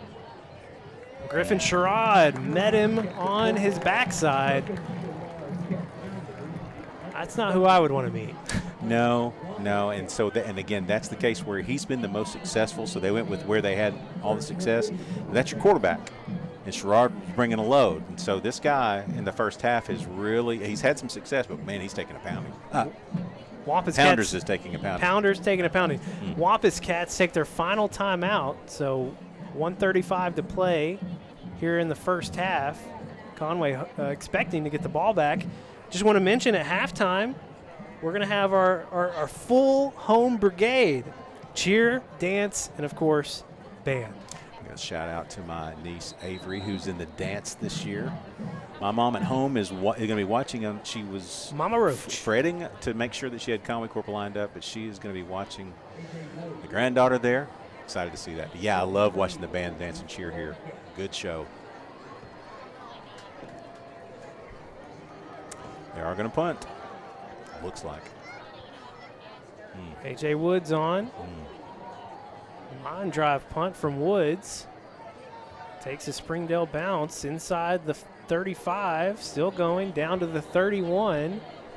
1:23 will stop on the clock. So no timeouts, but 1:23 to go for your Wampus Cat offense. It doesn't bother me.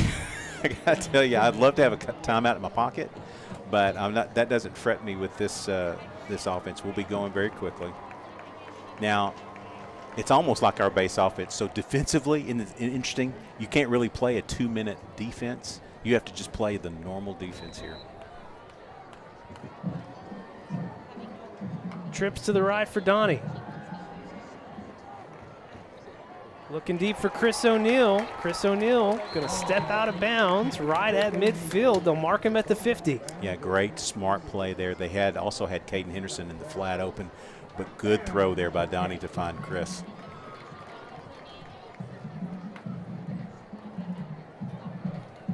Passing again, Jaden Gaines. Nice little curl route here on the near side. He picks up another first down. Yeah, he goes out of bounds. I believe that's what they're calling, is that he went out of bounds, so the clock will stop.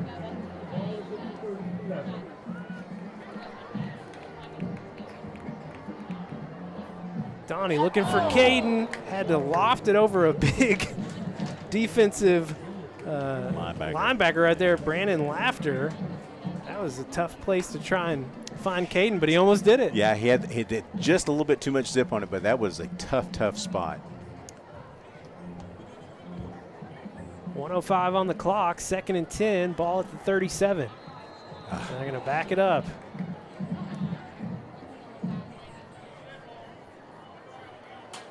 Donnie really showing some emotion out there. And I get that. Just take a good deep breath. You still got plenty of time. So Derek Haynes will come off, and in comes Ja'Kalen Croft at right guard.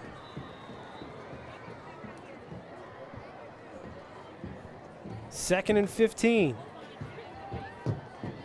Donnie gonna have to scramble. Lofts it out there for Chris O'Neal. Chris O'Neal, soft hands, pulling it in. Another first down. I mean, I'm not sure that there's not a catch. This guy can't make it. He's literally, that's about 3 on the sidelines that he's caught this year. They'll go empty for Donnie. Looking near side, Jaden Gaines on the curl again. He's going to be slung out of bounds, but another first down. 53 seconds still on the clock. Yeah, you really don't have to hurry here. 4 receivers to one side. They'll bring Henderson in motion. Donnie trying to find the right target. He's going to throw it out of bounds here on the near side. Yeah, everybody, that nice job by Springdale there, had everybody covered up. You had a chance there just briefly with Jonathan Smith right at the goal line, but he was really kind of covered. It was almost like it was a sucker defense. He looked open, but I'm not sure he was. 2nd and 10 from the 13. Donnie lofts it for Chris O'Neal. Just over the defender. And another touchdown for Chris O'Neal. He's the fingertip guy, man. He is, and listen, he is the first 2 ball games. He is really making some noise. I'm not sure who's looking at Chris O'Neal, but they need to. This guy, That's a fingertip catch. That's tough, trying to tap his feet down. God, what a play. That's his third receiving touchdown in just 2 games. Actually, his fourth because he had one earlier in this game.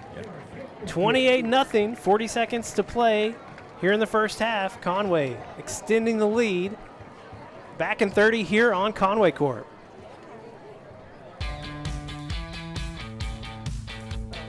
Goodbye, 9 to 5. Hello, startup. So long, IOU. Hello, settled up. So long, someday. Hello, moving day. Finance and grow a business. Easily pay friends. And quickly check loan status with digital tools from Arvest Bank. Goodbye, limits. Hello, possibilities. So I think from stats, it's 223 for Donnie in the first half and with 4 touchdowns. Golly. Oh, man. 119 for Chris O'Neill, 2 touchdowns. Jonathan Smith with a touchdown and Jackson Anderson with a touchdown. Nice. I like that spread. It's very nice. It is quite the spread. Yeah. Quite the spread indeed. Chris O'Neill, it's been the start of what's looking to be a monster year for him. He is really dialed in right now. This will be returned by Springdale. It's Marks. Bounce it out to the left side. Trez Hammond and others there to chase him down. Who got there first? Zach Colbeth. Now that's some speed right there. Zach Colbeth can really do it. He can really go. Look at this catch right here. Great protection by your offensive line. Fingertips. Wow. Pull it in. Nice. Over the head too. Yeah, it's just, man, you just can't better than that. That's smooth. All right. Springdale will start at the 22 there. Yeah. Victory. We can't really call it victory formation, but that's the formation they're in. Yeah, they're going in. Let's go into halftime. They tried their best to keep it away from Conway as much as possible here in the first half and just couldn't do it quite enough. The final 20 seconds will tick off the clock here. That's going to do it for the first half of action. Your Wampus Cats with a 28-0 lead. I guess what they've scored on 4 out of 5 possessions here in the first half. Yeah, they had that one little bobble there on the second possession where they got a first down, but then got behind the sticks, got a penalty, and that kind of stopped the momentum there. But everything else has just been really good, really good. Big first half for your Wampus Cats. We'll have a look at the stats a little bit later here at halftime. But coming up, we've got cheer, dance, and band. The Conway Regional Health System halftime show coming up next after this break here on Conway Corp. Conway Regional has been the community's hospital for more than 100 years, providing high-quality, compassionate care. As our community continues to grow, we're growing alongside you to ensure all your healthcare needs are met right here in Conway. Our board-certified interventional cardiologists, specialized team, and innovative cardiovascular technology are here to provide the comprehensive care you deserve when you need it most. So when you're facing a heart emergency, trust the care you'll find down the hallway, not down the highway. Home opener tonight for your Conway Wampus Cats, and so far so good. Tim Roach, 28-0. Wampus Cats on top after the first half. Well, and again, for those that watched Springdale last year, you might even say, well, golly, that's not a great half. But we made the most of almost every possession, and to your point. So really, I think a solid first half defensively. I loved what we did. I think if you're Springdale, no turnovers. And they're -3 on the year in the 2 games they've played. No turnovers that they've committed. They've held onto the ball pretty well. They just haven't been able to sustain drives. They might get 1 or 2 first downs, but haven't gotten much further than that. The problem with now they have the problem. Their offense now is an issue because they play to be in the lead or be close, and it's just they're not there. Can't do it. All right, Conway cheer.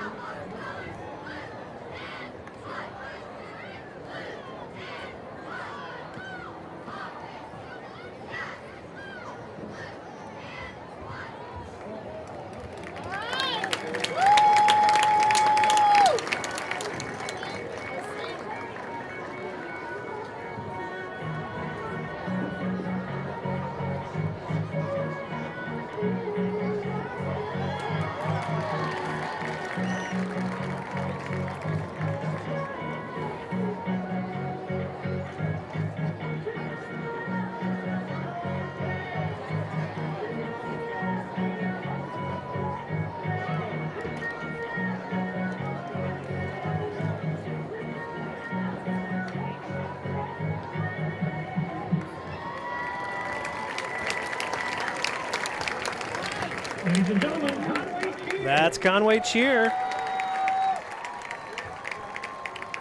And that was Jeff Matthews' voice that you heard. A few booths down from us, doing the halftime PA for Conway Cheer Dance and Band. I'm just going to get out of his way. Why are you stepping on Jeff Matthews? I know. It feels ridiculous. It feels so wrong. Wow. He's going to be talking to you. You got a review coming next week. Oh, man. All right. Conway Dance up next.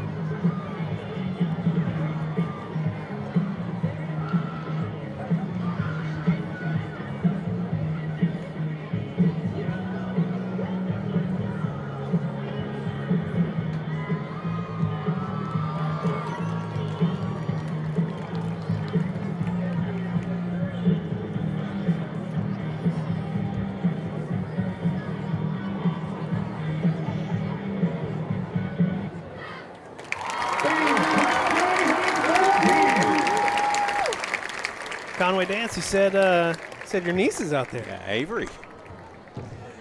Golden-haired beauty. Did she learn all that from you? Or? No, to be honest, truthfully, her dad can dance like nobody's business. Okay. Now he's not like Michael Hannon. No, he's from the Vanilla Ice School of Dancing, but he can really go. Okay. Well, truth be told, I used to be known for a little dancing back in the day as well. They don't allow dancing in OARC. Yeah. No, they don't allow it, but it's like a footloose situation. So you're a rebel. You're a rebel. You're a rebel in OARC. Just because things aren't allowed doesn't mean they aren't happening, Tim Roach. Okay. I cannot wait to see what the Conway Band has cooked up for us. They traveled so well a week ago to Bentonville. They got the shout out from Coach Buck James in our pregame interview earlier today. And I had someone, I've been posting these Ask Me Anything on Instagram about, this week's game. Mm-hmm. And somebody checked in and said, I'm hearing the band's ready. And I said, listen, you guys were ready last week, so I have no doubt. Well, Nathan Cunningham's got this thing rolling the right way. And I will tell you, I know we're talking football now, but when you go to basketball and you watch the courtside cats, dude, that's a difference maker in that gym. It is, that's the word, difference maker. It is. It is. There's a lot to these performances, and they don't even unfold it all at once. It's like they just keep adding on week by week. It was a production week one at Bentonville. That was. Now I wasn't really watching that because I was celebrating my first half against Bentonville, but it was a production.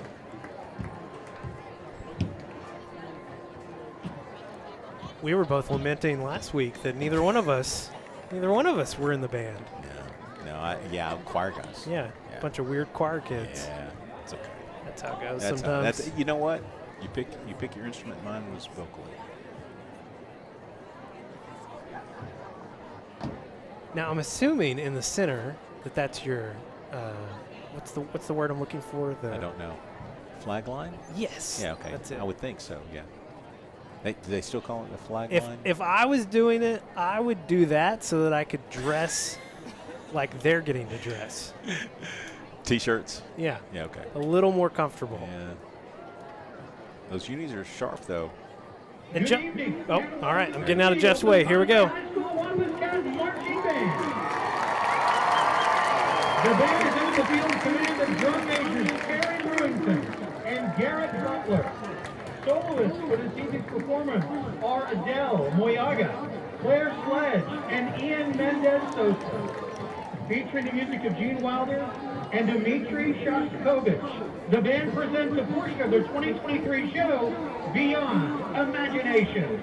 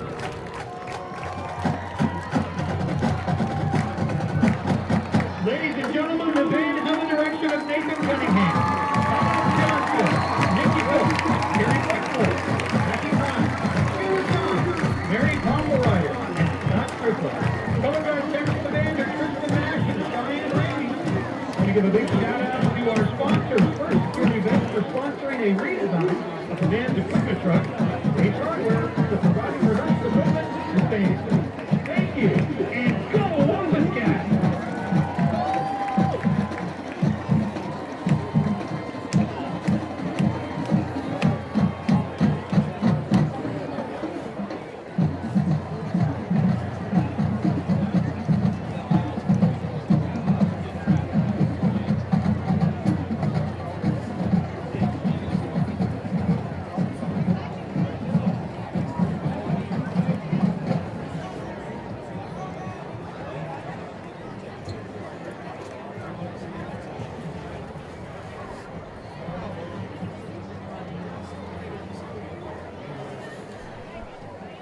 The Conway Regional Health System halftime show continues after this break on Conway Corp. My name is Dr. Dylan Cruz. I'm a family medicine physician at the Conway Regional Medical Clinic at Prince Street. I grew up in Helena, Arkansas. I went to undergrad at the University of Arkansas in Fayetteville, and I attended medical school at NYIT Com at Arkansas State in Jonesboro. I completed my family medicine residency at Conway Regional. I decided to stay here at Conway Regional following my residency because I enjoyed my training here. I would say that Conway Regional is different from other health systems because of its culture. I've always felt very welcome and appreciate the positive work environment that Conway Regional provides. Everybody's friendly and eager to help. There's collaboration throughout the departments, and I feel like the administration is engaged. That's not easy to find at health systems this size. The Conway Regional eye care value that resonates the most with me is accountability. It's important for me to be accountable for my patients, other providers, and the community. During residency, I became a father. Becoming a father gave me a new perspective on overall health. Gave me an importance of taking care of my family and myself. I feel like I'll be able to relate to my patients in new ways I was not able to before. A new perspective on taking care of my family will translate on how I take care of my patients. I've gotten to meet the staff and other providers at the Prince Street Clinic, and they're wonderful. I appreciate the experience the current providers have and will enjoy working alongside with them. It's a great town with great people, and I look forward to becoming a part of Conway.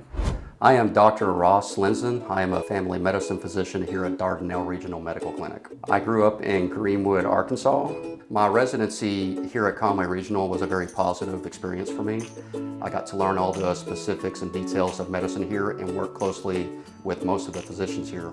It was that positive experience that helped me make my decision to begin my career here. What excites me about joining Dardanelle Regional is that I always had the plan going back to medical school to serve a rural area and to serve the people of that area. Dardanelle in particular is a place that I spent a lot of time in during college, before and after college, and I always knew I wanted to come here to practice medicine. Conway Regional Health System is a health system that is very unique to me. It is a very collaborative health system where I work closely with physicians and staff of all medical fields. One team, one promise means to me that we are all working together towards a common goal. That goal being to provide comprehensive, efficient, and effective medical care to the patients of our population.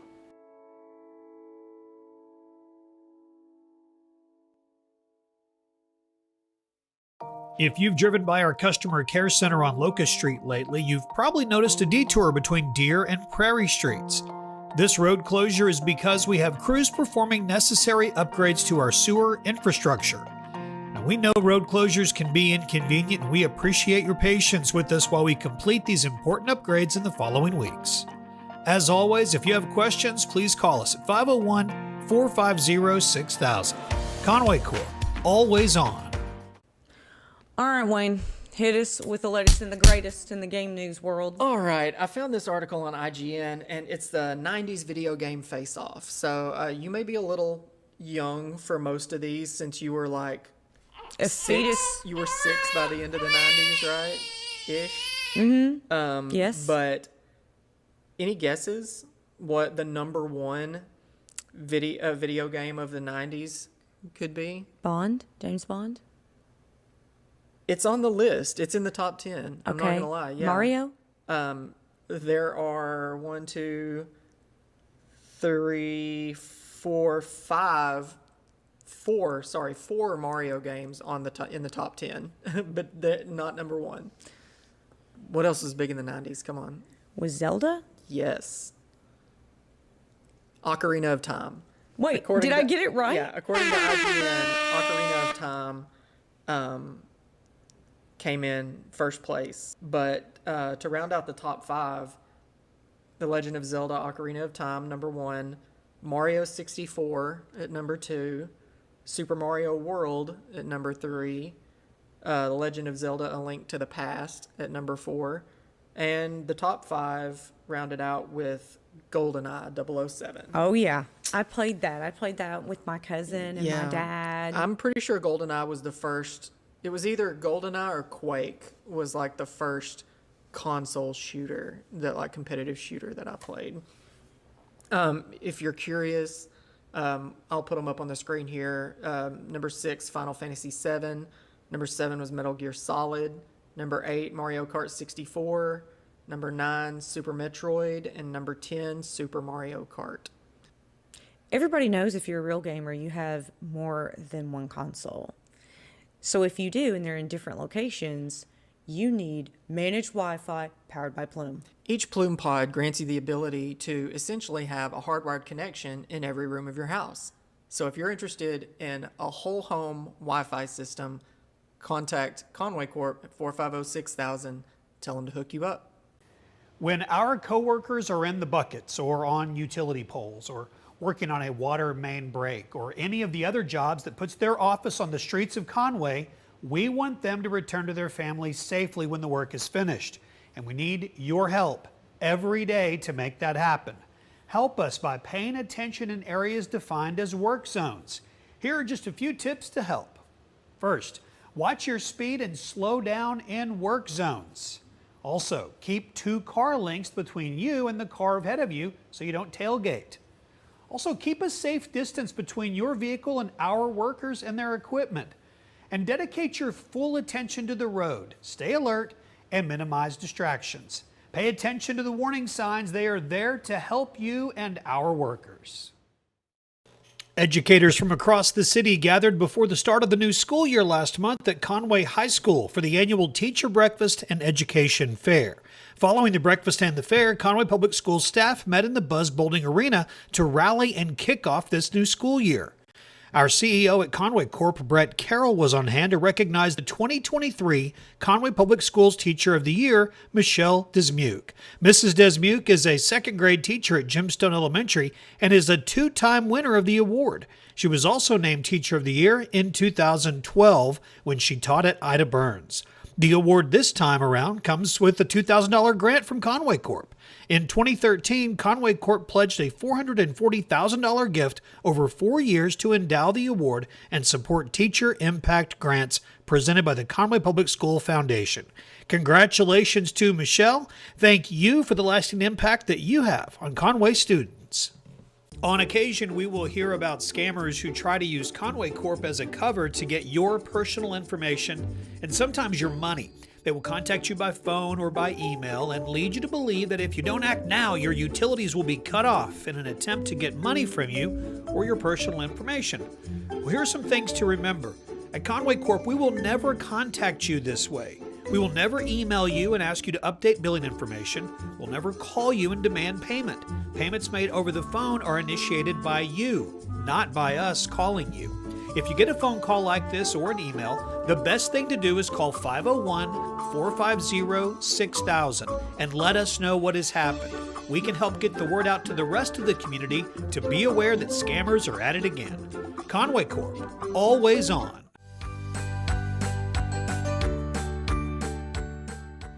Welcome back to Here and There. We are joined by Matt Schrader. He is the district supervisor in charge of Lake Conway with the Arkansas Game and Fish Commission. And if you paid attention to the news at all, then you know there's a very, very big project that is happening at the lake that we all drive past on I-40 or fish on or live around. It's an important part of our community and has been for 75 years. And that 75-year number is one of the reasons why we're going to see what's going to happen over the next few years, because it's 75 years old. It's been around a while. That's right. Yep. It's 75 years old. Things are starting to wear out. Things need to be replaced. So when you get to the type of drawdown, which is what we're going to talk about, that is happening with Lake Conway, is it just because of time? Something of this scale? Yes. And so typically we draw down a lake for 2 different reasons. One is a management drawdown, which is a much shorter time frame. Yeah. And then in the case of Lake Conway, a renovation, which requires a much longer time to accomplish bigger goals. So it's a big project, been talked about for a long time. It is going to take a while till it's complete. We could probably spend hours talking about this, but we don't have the luxury of that time. So let's talk about maybe 3 big issues that we want to make sure we communicate with people. What would be those? Right. So really there's 3 main components to this project. One is the infrastructure, updating infrastructure. 2 is related to habitat, so things that benefit the fish. And 3 is access areas, so things that benefit people. Okay. So let's go through each of those then. Which, beginning with the infrastructure. Right. So infrastructure, the big ticket item is the dam. Okay. The dam is 75 years old. It's got manually operated gates you have to manually put in fuses and do things. and it's just not super efficient compared to what technology is available now. I was going to say anything that was created 75 years ago might need to be updated at this point. Right, and so the benefits are, right now we have a 15 gated structure, which we have to go out there and manually operate. We're removing that and replacing it with a weir spillway, a labyrinth weir spillway, actually 2 of them. And this will allow us to maintain water levels a little bit better than we currently have. And another thing is we typically have to have a 1 foot winter drawdown to accommodate extra flood waters, and we'll be able to avoid that and keep the lake at normal pool year round. So as people are watching this in September, the drawdown has begun, but it's not at its full capacity. Jumping out of that, coming back live here at John McConnell Stadium as we're just a few moments away. Hello. Hello there. Hello there. Just a few moments away Stats Taylor. from the opening kickoff of the second half, in which case your Conway Wampus Cats are going to get the ball back. Well, and it's as my friend over here to my left, Stats Taylor, was talking about, if we could somehow get this to 35, then that starts the clock. And then it doesn't matter how long Springdale holds onto the ball. They can have it as long as they want. They can hold it as long as they want to after that point, and I'll be just fine with that. Yeah. Well, a good first half for your Wampus Cats. Again, they scored 4 out of their 5 possessions and really limited Springdale to really only working between the 35s. I mean, they never really got deeper than that and never a threat to score in the first half. So good, solid first half for your Wampus Cats. First kickoff return attempt for your Wampus Cats tonight. It's Jacoby Wade making some trouble, bringing it back to the near side. There is a flag coming in back near the 20. Hate to say it, but I feel like this one's going to come back, unfortunately. That is unbelievable, and it was so far after the play. Yeah, we'll be holding against your Wampus Cats. Going to wipe that off. I hate that for you, Jacoby. I'm sorry, buddy. Hey, Keith, if you have it, can we go ahead and look at the first half stats, if you don't mind pulling those up if we can? Otherwise, we're going to miss them. This is a look at your first half stats. Pretty one-sided affair, very dominant first half for your Wampus Cats. 4 passing touchdowns for Donovan Amalo. Yeah, the rushing yards, 27 for Conway, 93, but again, 0 passing yards. And we really did all of our work passing the ball. They really were stacking it up in the interior. That's a couple of games now where we've struggled, other than a couple of good pops. You know, in Bentonville, we've not run the ball as well this year yet, but that's something in motion there. So what a run from Jacoby Wade, wiped off by a holding call. Wampus Cats will start this drive passing, trying to find Jackson Anderson out on the far side, but it's incomplete. That's, going back to the holding call, it's got to be a lonely feeling for an official when you throw the one flag and you look up and you're scoring, the team's scoring a touchdown, how impactful that is. Oh, nice catch, Jonathan. Does connect with Jonathan Smith on second down. It's going to pick up a first down. That's a good, tough catch by Jonathan. I mean, he's the guy that we talked about early in the season as a possession guy. That's exactly what we were talking about. Going deep for Chris O'Neal, just a little too far out in front. Chris was trying to turn the burners on, but, I mean, he'd gotten behind the defense. But here's the other thing that does, though. I know we don't connect there, but that sends a message. Hey, we're going to go over the top if you're not careful, and we were behind and just didn't quite get it there. 2nd and 10. They fake it to Caden. Quickly out to Jackson Anderson. They do connect this time. No, they're going to say incomplete. Yeah. Okay. Now you're definitely behind the sticks. This is going to be a throw here. You're not in 4-down territory, I don't think. Although this game has got me a little worked over on 4-down territory. C.J. Neely in the slot here on the near side. Donnie having to step up. Going to have to do it with his legs. Makes a move. He's going to pick up the first down. And that's all Donnie. Man, that's such a heady play. Stepped up in the pocket to try to find it first. And then when that collapsed, took off, had just enough for a first down. The guy's just amazing.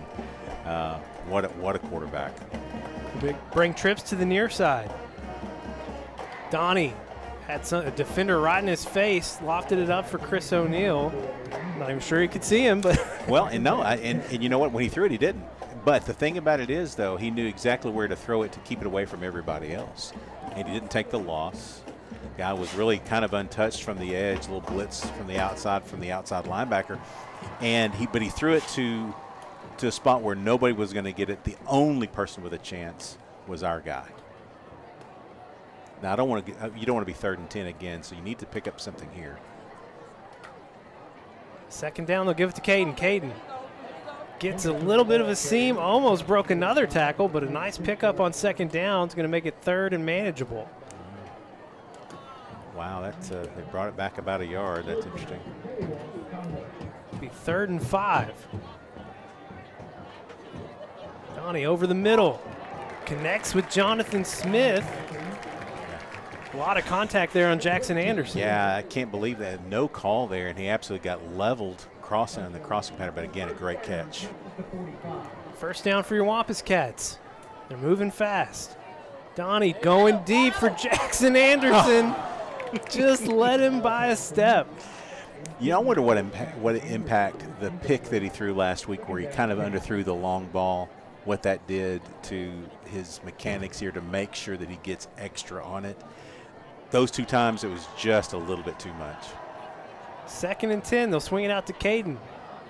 Caden almost cut it back into the middle of the field, but he'll step out of bounds, picks up about 7 or 8 yards on second down. This is a pick your poison kind of offense. I mean, that throw right there has been there all night. He hasn't gone to him yet, but it was right there. Good safety valve throw.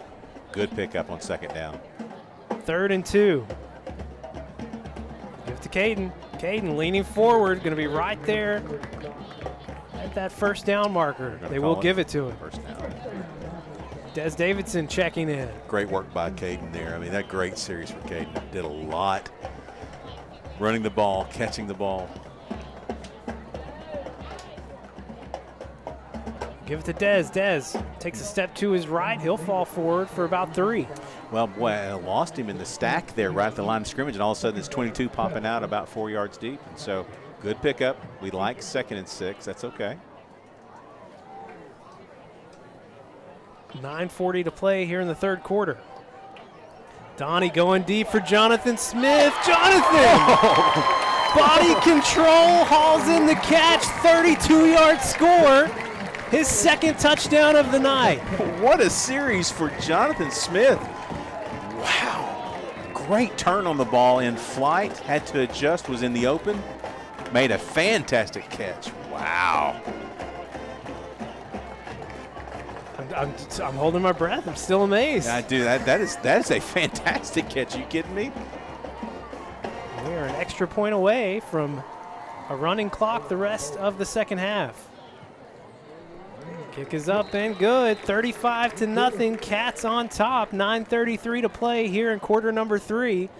This is Conway Wampus Cat football here on Conway Corp. The Smith Ford family loves football too. We have a variety of vehicles on the lot and ready to drive to any game. Our customers are treated like family. You'll receive the personalized service you expect and deserve. We make purchasing a vehicle easy with a hometown feeling and no hassle guarantee. Come by and experience Smith Ford's family customer service in Conway on Oak Street or on the web.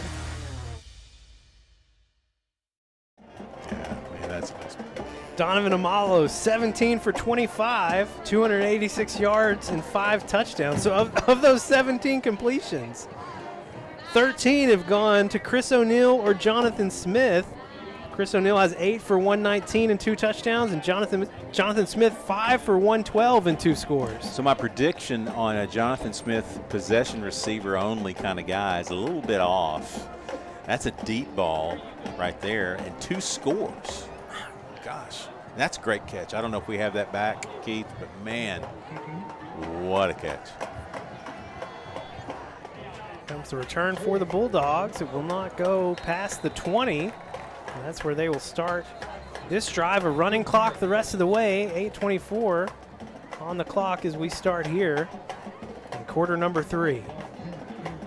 Just a great opening possession by your Wampus Cats. They did everything there they needed to do. They did have a 3rd and long. They had a penalty, got behind the sticks, and all of that after they get a holding call on a return kick for a touchdown.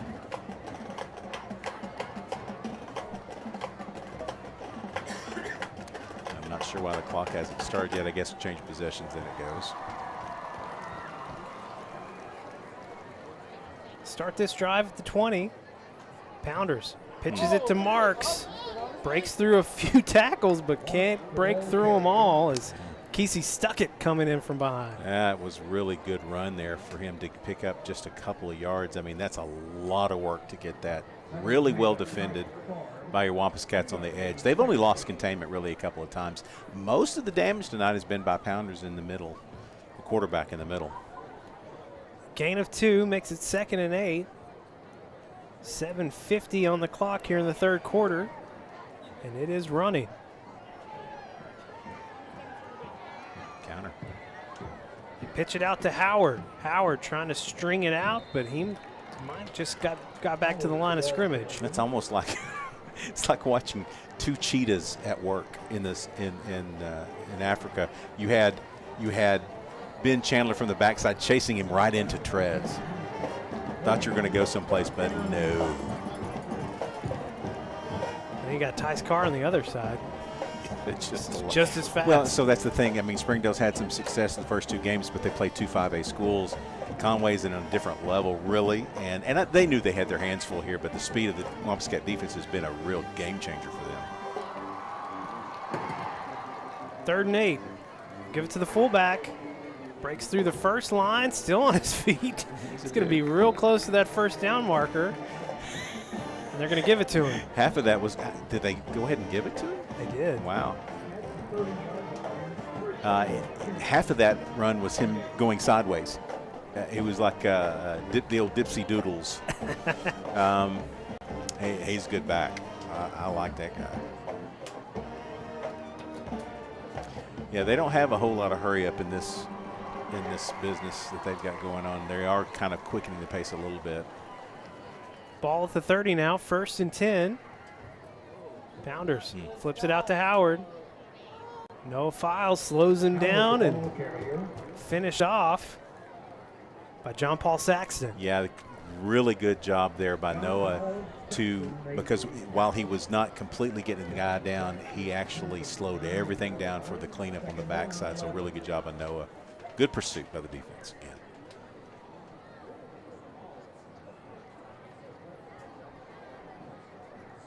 Loss of 1 will make it 2nd and 11. We're under the midway point of the 3rd quarter. Pounders gives it to the fullback. Austin Watkins in there. Yeah. Zion Williams. Zion Williams. Really good job by those 2 guys. Yeah. Brings up 3rd and 13. 3rd and 12. Another loss on that play.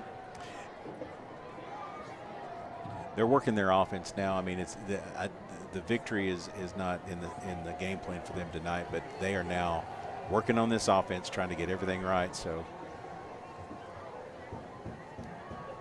Pounders flips it to Marks. Ooh, what a play. Who is that? Who else? That was Jacoby Wade. If it's coming deep from the backside, I mean, it's Jacoby Wade. Watch this tackle. Man, this guy right here. Oh, look at that. Get off of me. He just pushed Howard away. Meet the 30. Ben's like, I'll tap you down. We're good. He's out. Great tackle. Great form tackle by Jacoby. Good closing speed. Had to fend off a blocker at the same time. Wow. Now he's back for the punt. Now Jacoby back to receive. He's already had 1. Kickoff return called back. See if he gets a chance here. He won't. He will not. Calls for the fair catch. Hauls it in at the 43, I think is where they'll mark it. So 4:12 on the clock. And it's running. It's running. Run. Stats says he believes we're going to see some changes. I see Max Owen already. Yes. See some different offensive linemen as well. Ronnie Navarro out there at tackle. Kobe Irwin in the backfield. Moose Grimes out on the edge. I think that's Tavik Somerville. Colbeth down here low. Heath Owen at center. See a lot going on here. Pass attempt intended for Zach Colbeth is incomplete. Colbeth is a speedster. He's a guy that can play at this level. So we've got Jackson Warlow out on the right tackle spot, and then Ja'Kalen Croft, who we've already seen some tonight at right guard. 73 is a big dude. Warlow is a big dude. Give it to Kobe Irwin. Kobe working that right side. Going to pick up about a yard. Yeah, there's some guys on this offensive line. We've got some really big guys in this next level. We've got another guy that's not playing still, Kingston Jackson. Yep. Who's still coming back from injury. So we got some hosses down there, man. 3rd and 9. They get Springdale to jump.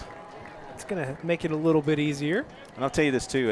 And again, it's the only time we've really seen him was at the Morrilton scrimmage. Max Owen can absolutely fling it. I mean, the guy's got a can, plays baseball for us as well. Really a good, all the height you want to see out of the quarterback, can see over top of the defense, but has a really good arm. Kobe Irwin was the guy that I was really impressed with at Morrilton. Yeah, could catch the ball out of the backfield, run the ball between the tackles. 3rd and 4, early snap. Max Owen trying to make something out of it. It's going to be a loss of about 2 or 3. That's too bad there. So far, there's been no budge. I wonder if he's the pooch kicker as well. He did that last year against Springdale.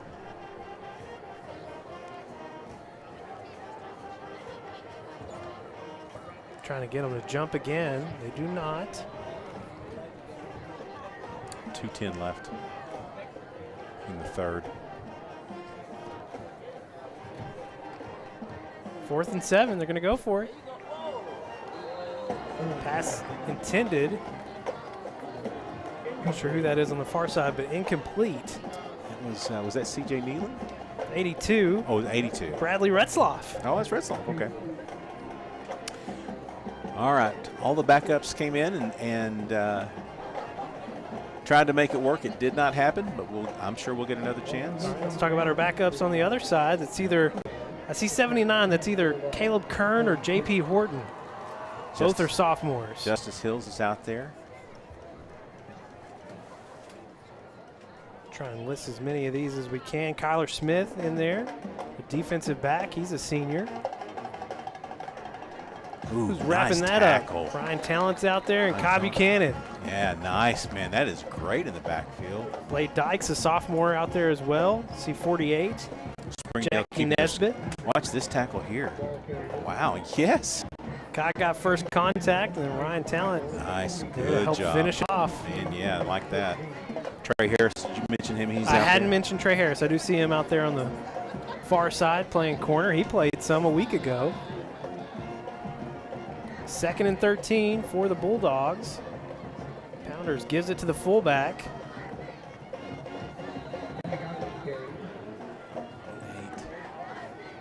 79, 92. Ekman out there as well. Carter Stapleton in on that tackle. 92 again. That's Ekman and Yeah, 79. There's two. I'm not sure which is which. It's Okay. either Caleb Kern or J.P. Horton.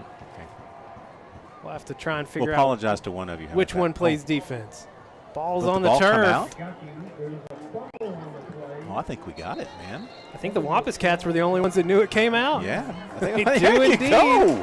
Yes, defense. First turnover. Nice. Of the season for your Wampus Cats. That's the first one of the year? First Wow, we one, didn't first try. takeaway of the year. Yeah. Their first takeaway last year was against Springdale. Yeah, we didn't turn it. Jonas Cecil for the scoop and score last year. Wow, nice. Well, I mean, we turned the ball over to them at our own 45, and they made no movements. No progress. Mm-mm. That's going to do it for the third quarter. Back with the final quarter of action after this break here on Conway Corp. From day one, Centennial has been there for the people of Conway, the people that teach us, protect us, guide us, and work to make Conway better every day. That's why we've donated over $5 million to local organizations and causes. And we have the same commitment to serving you for life's milestones and everyday moments. Centennial Bank, proud to call Conway and Faulkner County home. Well, that was a fast quarter. Expect another one here. Fourth quarter is underway. A handoff to Kobe Irwin to start quarter number 4 for your Wampus Cats. All right, look, new quarterback out there. That's a sophomore. That's Wesley Tapp. You couldn't tell the difference because of the height. They're both very, very tall. You got Moose Grimes, yeah, that receiver here on the near side. Retzloff back in the slot. Go Moose. Tapp looking for Moose Grimes. Moose in the hands, couldn't haul it in. Right there, right good there route. At the sideline. That's a good route by Moose. Drove his cornerback off and came back for the ball. That's excellent work for a basketball guy playing football first football since probably what, junior high maybe. And that was a good move, a good route, really good route. 3rd and 11. Irwin in the backfield alongside Tapp. Tapp looking to pass. Steps up over the middle, finds C.J. Neely. Big first down conversion. Oh, nice layout, CJ. Great release from the pocket. Good job by the offensive line to give him some time. Great ball by Wesley Tapp. CJ, a junior. It's in the slot out on the far side. Tapp going to roll out here to the right. They get it to Kobe Irwin. Kobe's got blockers out in front. Steps out of bounds. Tried to make another move, but it's going to pick up about 5 or 6 yards. Good controlled throw that time by Wesley Tapp. And again, Kobe Irwin did great out of the backfield catching the ball against Morrilton. That's a great little play. Be 2nd and 5, 10:20 to play here in the game. Tapp finds Moose Grimes on the quick slant. Moose bobbled it a little bit, but secured it in for a first down. Good concentration there after the initial bobble. Took some contact on this. Watch this. Good flick. Nice, Moose. Give it to Kobe Irwin on first down. Kobe following the blockers. Following right behind Ronnie Navarro, pulled. That's a great 55 job. in, that's Tavik Somerville playing left guard over there next to Navarro. Pick up 4, 2nd and 6. 9:45 left. Yeah, there's all kinds of pick a player. Yeah, that's going to be on us, I believe. Yes, of course it is. Some scores of interest. I'm sure the score is, they've probably started the second half by now, but at halftime, come on. Parkview 28, Bryant 20. Come on now. Come on now. I know you want to be the first. I want to be the one to take them down. Come on. Yeah. You're pulling for Bryant now? Maybe. I don't Ridiculous. know. That I will doesn't not. sound right. I refuse. I wouldn't frame it quite like that. It sounded like it. Kobe Irwin runs it in from 14 yards out. First rushing touchdown for the junior. A great block up the middle. Made a good quick move and then burst. When he got to the linebacker spot, he was rolling at that point. A great job. He took the ball with him. You can't keep it, Kobe. You got to give that one back. You got to give it back, man. He still got it. He's not. Yeah, he didn't give it back. No, that's not yours. You don't get to keep. Well, go ahead. He was so excited, and the sideline was so pumped for him, too. So that is awesome. He finally set it down. Yeah. Oh, man. Kick is up, and it's good. 42. That was Will Upton, by the way. Oh, that was Will Upton on the extra point. Nice. Nice call, Tim Roach. 42-0. Cats on top. Back after this break on Conway Corp.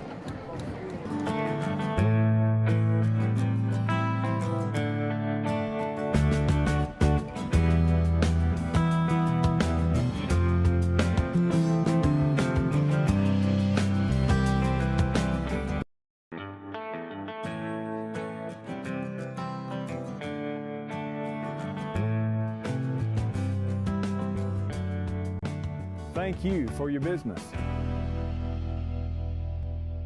Hey, Keith, do we have that? Back live for the final few minutes here in Conway. It's about 8 minutes left on the clock. It is running the entire second half here. And your Wampus Cats up 42-0 after a nice run from Kobe Irwin. It was a burst, but it also included 2 really good pass completions from Wesley Tapp to Moose Grimes and C.J. Neely. Will Upton kicking off. He had the extra point. Gets the kickoff here. Wow. Who's leading that charge? I got a flag now. I wonder what the flag's for. Skylar Lunnan.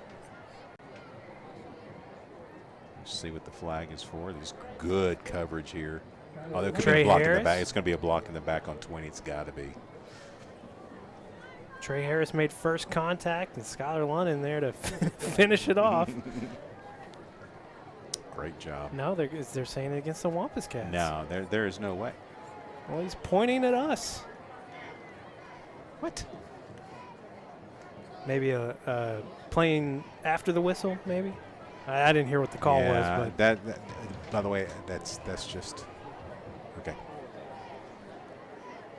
Love these shots tonight on our home games. We have an extra crew member, so we'll have an extra camera when we're at home.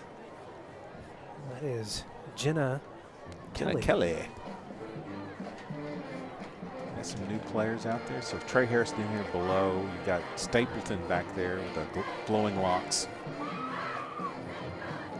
He's not playing the edge there, 31. Pass. Chased down by Sam Seifert. Sam Seifert with a sack. Atta baby. Good move by Sam. Got pressure from the inside. He ran up into it, but he chased him down in the pocket. That's the first, I guarantee it, the first sack of the season for Springdale. And it goes for Sam Seifert. Check out this linebacker playing here on the near side edge. That is Whit Williams, who I heard a little bit about. Or we both did. You and I both did this week as a new name to watch for at linebacker. Another tackle in there. Sam Seifert getting into the action again. Get you a sack. Might as well get you another tackle as well. Why not? Let's be a well-balanced defensive end. Let's get all of it. Kai Buchanan checking in. Ryan Talent will come off. That looks like he's playing captain.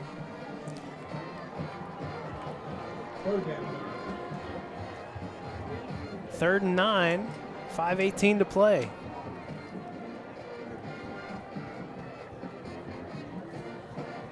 Pounders. Don't think he wanted to keep it, but he will end up keeping it. It'll be a loss of, call it 2 yards.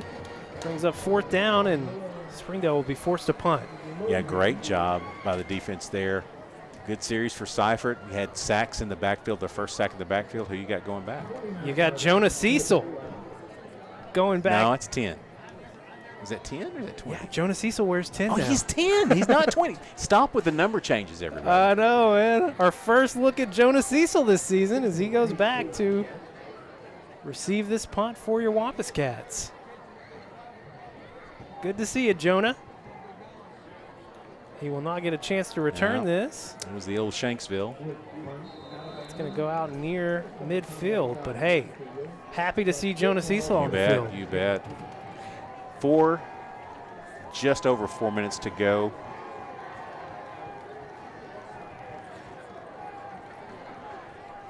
Looks like we're going to see another More Wesley Tapp. Yeah, Wesley Tapp, Kobe Irwin, Moose Grimes.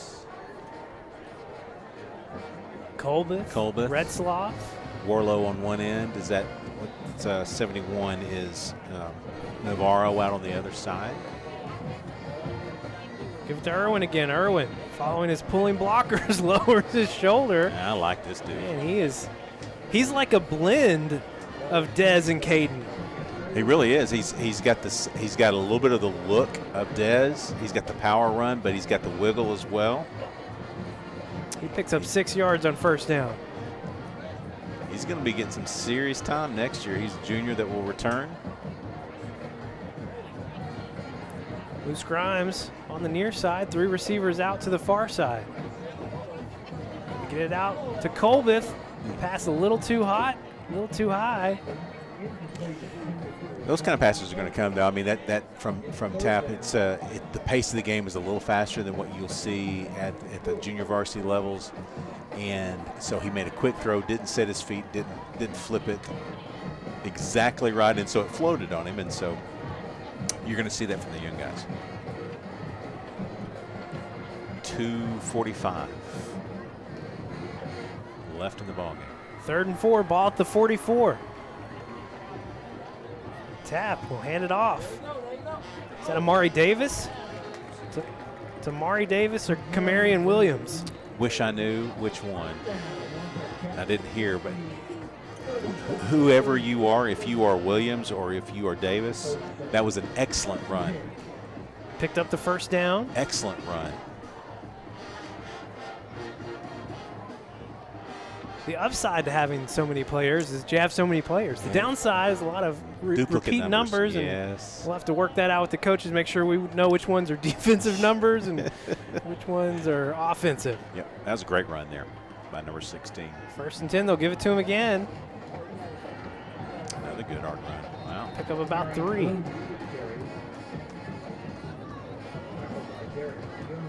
I think PA announced Williams. Did he? Okay. Okay. So we'll go with Williams. About a minute and a half, Levi. Yeah, closing it in on 90 seconds to play, 2nd and 7. Working all the clock now.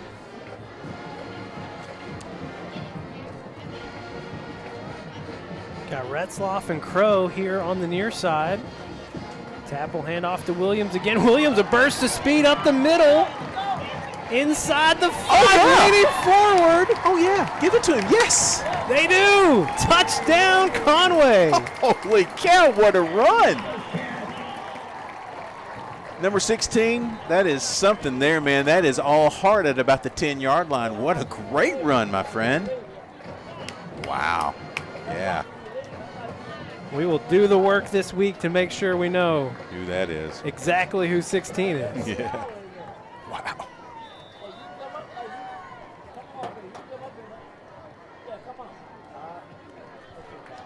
Will Upton again in for the extra point. It's good, 49-0. The clock's still running. We may not get another play off. Fingers crossed, Tim Roach. Yeah, I don't want to. I like where we are right now. Look at this run. What's this? So hits the hole hard, breaks 1 tackle. And then, I mean, there's 4 right here. Bulldogs. 1. That's at the 10. Yeah. He's first contact at the 10. Drags him all the way from the 10-yard line. Oh, it's beautiful, man. That's it. That's going to do it. They're not going to kick off. The Wampus Cats in the home opener. First game in Conway for Buck James, and the Wampus Cats moved to 2-0 on the season with a 49-0 win over Springdale. Well, it was a really complete ball game by your Wampus Cats, and it was a different kind of test tonight. It's against an offense that really it's unlike what they will see again until Jonesboro. But they limited their possessions first half, but they made 4 or 5 of those and kept Springdale really between the 35s. There was really never even a thought of a score from the Springdale side. So great job on both sides of the ball for Wampus Cats. Final numbers tonight for Donovan Amalo, 17 for 25 for 286 yards and 5 touchdowns. It's new 2 games in a row now, 5 passing touchdowns for Donovan Amalo. He also crossed the 60 passing touchdown mark tonight and passed 6,000 passing yards on his career. So he's going to keep padding on to that as we go. I have a feeling it's going to be a few more. Rest of the season. Chris O'Neill led the way receiving tonight, 8 catches for 119 and 2 scores. Jonathan Smith, 5 catches for 112 and 2 scores. And Jackson Anderson, 1 catch for 23 and it was a 23-yard touchdown. So he had 1 catch for a touchdown. Another good shot there of Coach Buck James. He's 2-0 now as the Wampus Cat head football coach. And hey, Keith. Speaking of former Wampus Cat head coach, Keith Fipple steps in right here. Good to see you, Coach. Thank you. Love to see Love you, Coach. to see you, Coach. See you. That was a nice surprise to end the game. Good job. I like that. Wish we would have had that on camera. Yeah. But, it is what it is. All right. Man, oh, man. Got to collect myself after that. Where's my sheet at? Our thanks tonight to Javon Massey. Javon, working like crazy tonight to get everything working right. Appreciate her. Keith Kelly directing, Dewey Farmer on replay, Alex Douglas, David Tooley, and Jenna Kelly on camera tonight. Scott Taylor joining us back in the booth on the home games. Love to see him on stats. Justin King doing social media. If you're not following us on Instagram, Conway Corp Channel 5, go do it. Lots of updates through the night. That's where you want to be, especially as we head into next week. We'll get to that in a second. Kara Kirby monitoring the stream. And, of course, our thanks to our executive producer, Jeff Matthews. Next week, longest trip of the year, longest road trip of the year for your Wampus Cats. It's Conway making the trip down to West Monroe. Yes. Did I say it correctly? Yes. West Monroe, Louisiana, to take on a Ouachita Parish, the Lions. We've never been there. It should be an exciting trip. After what we did to them last year, I'm not sure they really want us to be there. But we are coming. We are going to be there, and hopefully you'll give us a look as we are covering the Cats from Louisiana. Yeah, your number 2 ranked Conway Wampus Cats. Going to have to keep an eye on that score. Brian and Parkview, we might have a new ranking heading into next week. We'll just have to wait and see. But we'll have the entire thing for you live from Louisiana next week in West Monroe. He's Tim Roach. I'm Levi Gilbert. Thanks for watching. We'll see you next week as we wrap up non-conference play here on Conway Corp.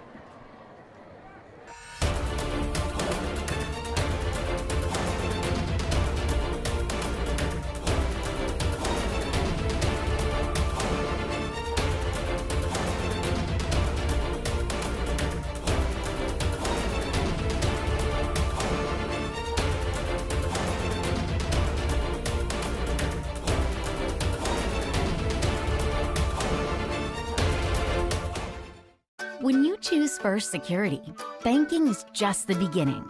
Here, we take care of each other, making the community we all share even stronger. So people in Arkansas can build a life, buy a home, run a business, and more. Strength in numbers and neighbors.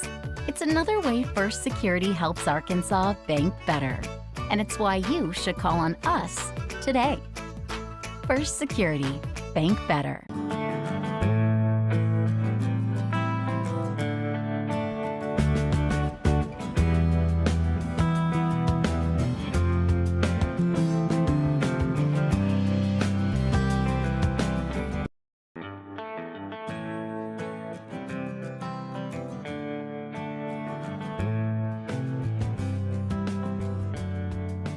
Thank you for your business.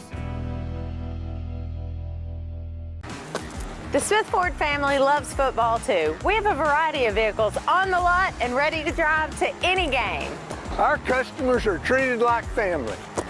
You'll receive the personalized service you expect and deserve. We make purchasing a vehicle easy with a hometown feeling and no hassle guarantee. Come by and experience Smith Ford's family customer service in Conway on Oak Street or on the web. From day one, Centennial has been there for the people of Conway, the people that teach us, protect us, guide us, and work to make Conway better every day.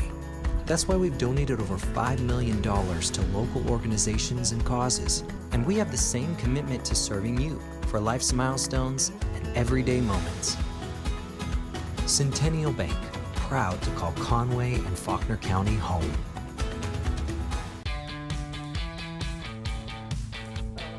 Goodbye, 9 to 5.